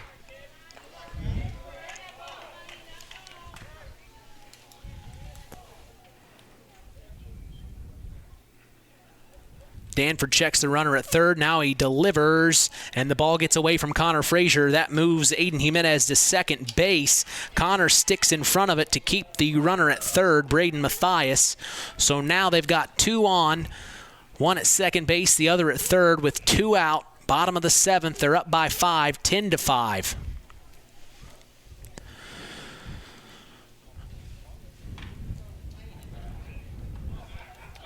Catcher handed him 3 balls there, and he only needs 1. He can pick the best out of the 3 and put the other back in his pocket. What did we see from Maddox the last couple of times? Oh, big hit from Maddox Buzinski up the right field line. It's going to, and he's going to get the catch and make the third out. As that's the end of the 7th inning. Big time catch there by right fielder Logan Cook for the Oregon Davis Bobcats, and they get out of that inning as the Warriors get a couple of runs here to end the 7th. 10-5 here from Warrior Field. You're listening to Kankakee Valley Broadcasting's WKVI. Howard's Marathon in Winamac has a reputation built on getting things done right. With 30 years experience as an ASE Master Auto Technician, Dean Wentz is the right choice for the auto repairs or service. From auto computer diagnostic checks to new batteries and tires, they can take care of it all. Howard's Marathon is a proud supporter of area high school sports and wishes all teams a great season. Howard's Marathon, 121 South Monticello Street in Winamac. Call 574-946-6894. Real magic is everywhere. It's in your mom's cooking. In 4-hour dinners with friends. In that first bite of something new. And in the fizz of a Coca-Cola. Now with so many options for less than $5, the Coca-Cola Value Collection will help you make the most out of every magic moment for so much less. Taste the magic for less with Coca-Cola. Welcome to the Collins Insurance Agency's post-game show. Well, that's the end of the ball game. 10-5 is the final score, as we only have 7 innings in high school baseball. Sees the Oregon Davis Bobcats win this one, their first win of the season. A big win for them, a tough loss for the Winamac Warriors here at home. Scott, your overall opinion of what we saw out on the ball diamond for our first game of the season? Well, I tell you what, OD did a nice job. They did score when they had the opportunity to, and they were able to plate 10 runs. And they'd had a hard time scoring some of this season, so it was nice to see them be able to plate those 10 runs, and also got a pretty good pitching performance out of Danford as well. Oh, great pitching performance from Brady Danford, and then his brother Connor was able to come in and make sure that game was in hand and sealed, and they delivered a big-time W to Bobcat Nation here at Winamac Field. We're going to take a break and come back for our Stark County Co-op play of the game. You're listening to Kankakee Valley Broadcasting's WKVI. Collins Insurance Agency in Knox has done it again. They have earned the distinction of preferred agency partner from the Western Reserve Insurance Company. Can't touch this. So what does that mean for you? Collins Insurance Agency provides themselves of taking care of its community. That means providing the best insurance that keeps you and your family safe in a time of need. And with this honor, Collins Insurance Agency looks forward to providing Stark and surrounding counties the best customer service you and your family deserve. Collins Insurance Agency in Knox, living the golden rule by treating you like family.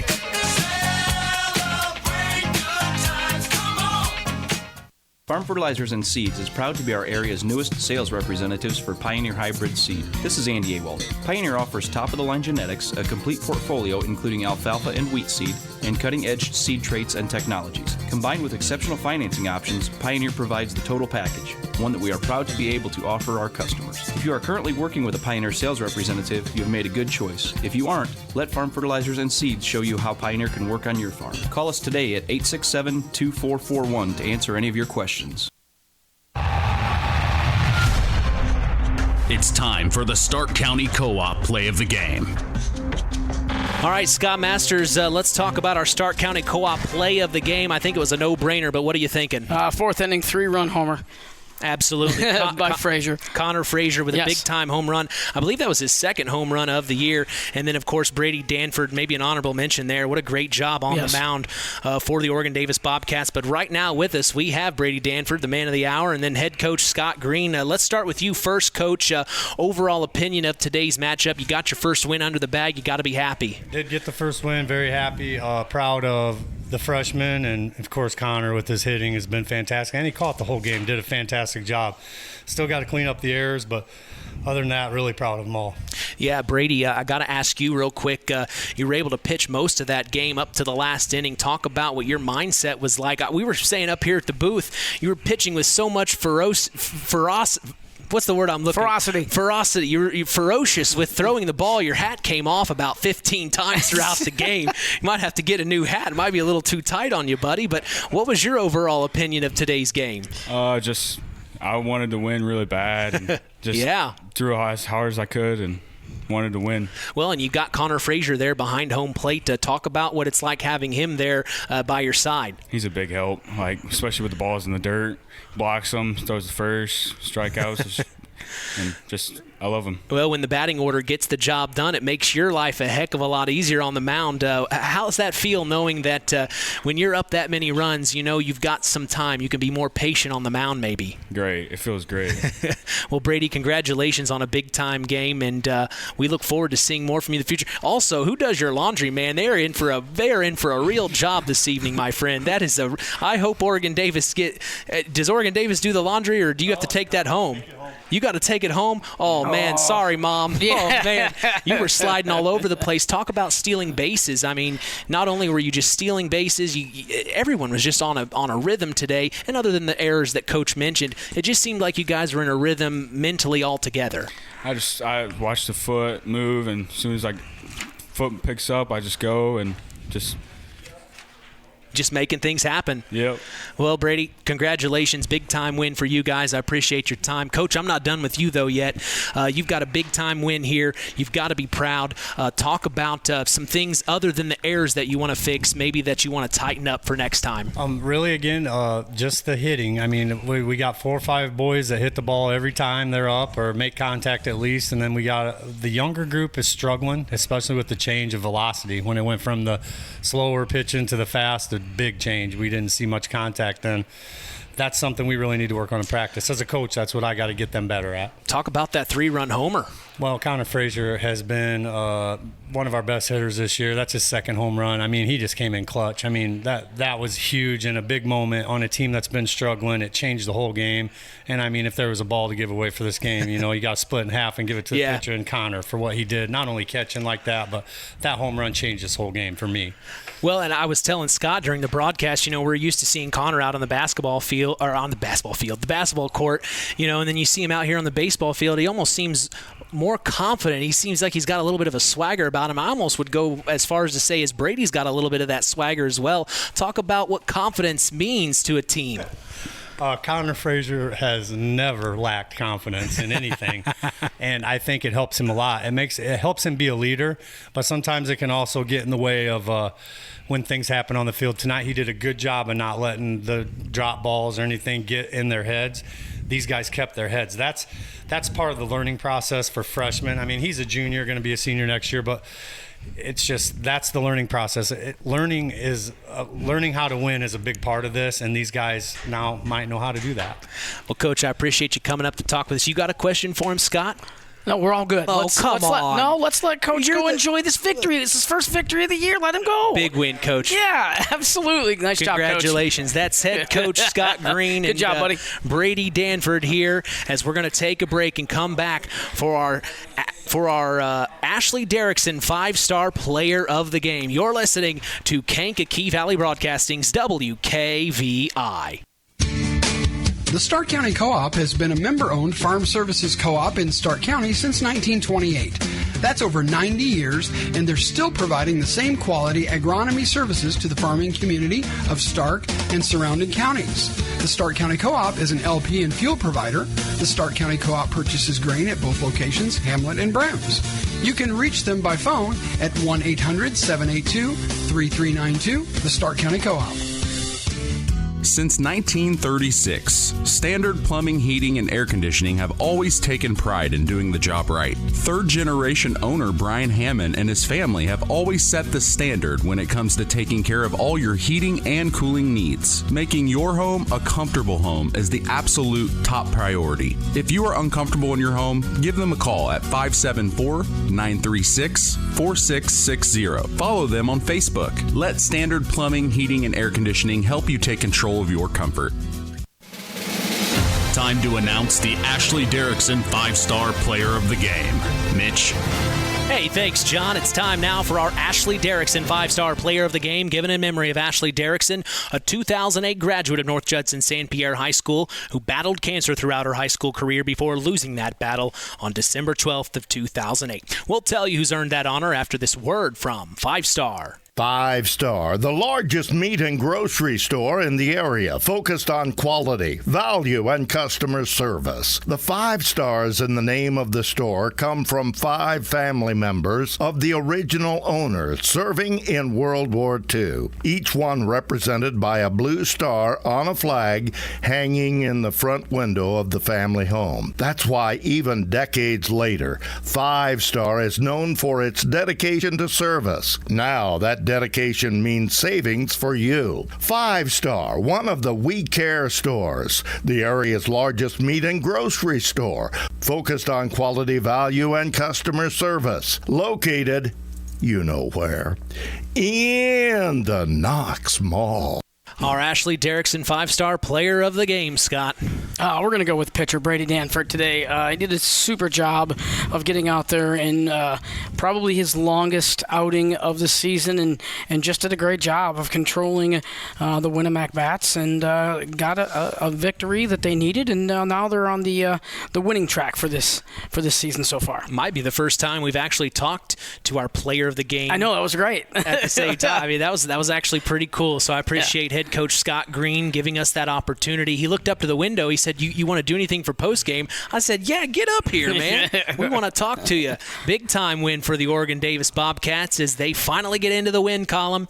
And the Winamac Warriors, man, it's just been a tough season for them as it just didn't happen. Maybe some things that you saw. We've talked a lot of Oregon Davis here in the postgame. Why don't we talk a little bit about some things we saw from the Winamac Warriors that maybe they need to button up and get better at? Well, the one thing that you like, though, Mitch, is that they didn't lay down and die. They came back. They fought back. They scored their runs, some of them in the late innings, and they were there all day and battling. So, you don't see these kids quit, and that as a coach, that will help you sometimes when you have these situations where you're not getting the results you would like, but the fact that the kids are out there and they're fighting, they're not quitting, that helps. Well, quick turnaround for the Winamac Warriors. Although they are now 0-5, they'll be back in action again here tomorrow night in Winamac as they face Rensselaer Central High School. The Oregon Davis Bobcats, they are now 1-5 on the year as they will now travel they will travel to River Forest on Saturday, and that is their next game. So the Oregon Davis Bobcats were able to get in the win column, a big win for them, and we are so happy for them, but a tough loss for the Winamac Warriors, a lot to grow, and we definitely will see them on down the line and talk with head coach Mark Hendricks in the future on the Saturday Sports Line. Kankakee Valley Broadcasting Sports is back in action again tomorrow night, where we will see our first softball game of the season. What a better game to start us off than the historic rivalry between the North Judson San Pierre Lady Blue Jays and the Knox Lady Redskins from North Judson. We will be going live at 4 p.m. Central right here on 99.3 FM and streaming throughout the world on WKVI.com. Hey, we also remind you to join us each weekend for the Saturday Sports Line. That's the longest-running high school sports show in Indiana, thanks to our very own Harold Welter. We always have several of our area head coaches on hand as we go live at 9 a.m. Eastern, 8 a.m. Central on 99.3 FM and streaming online at WKVI.com. Miss the Saturday Sports Line? Don't worry. We remind you of the Saturday Sports Line replay every Sunday at 7 p.m. Eastern, 6 p.m. Central. Hey, we also invite you to follow us on social media, on Facebook at Sports to the Max, on Instagram at WKVI Sports, and on Twitter at KVB Sports for all Kankakee Valley Broadcasting sports content. Final word from you tonight, Scott. Well, first game of the season, we got it done, and we're going to bring you some exciting baseball action this season, so stay tuned. Stay tuned, absolutely. Well, from all of us here at KVB, we thank you for listening to Indiana High School Sports. For our sports analyst, Scott Masters, our in-game announcer, John Thompson, I am Mitch Columbi. The tradition continues. This is Kankakee Valley Broadcasting's WKVI. Thank you for listening to Indiana High School Baseball on Kankakee Valley Broadcasting's WKVI. Sponsored in part by Coca-Cola, Culver Portside Marina, Nepco Crane and Equipment Services, specializing in mobile crane service, Farm Fertilizers, First Farmers Bank and Trust, Lawrence Farms, Mark's Body Shop in Knox, Zingo Express, Pulaski Memorial Hospital, Stark County Co-op, Ancilla College, The Auto Park with locations in LaPorte, Plymouth, and Bremen, Standard Plumbing, Heating, and Air Conditioning, Collins Insurance, Howard's Marathon of Winamac, and 5 Star. We thank our sponsors for their dedication in supporting local high school sports.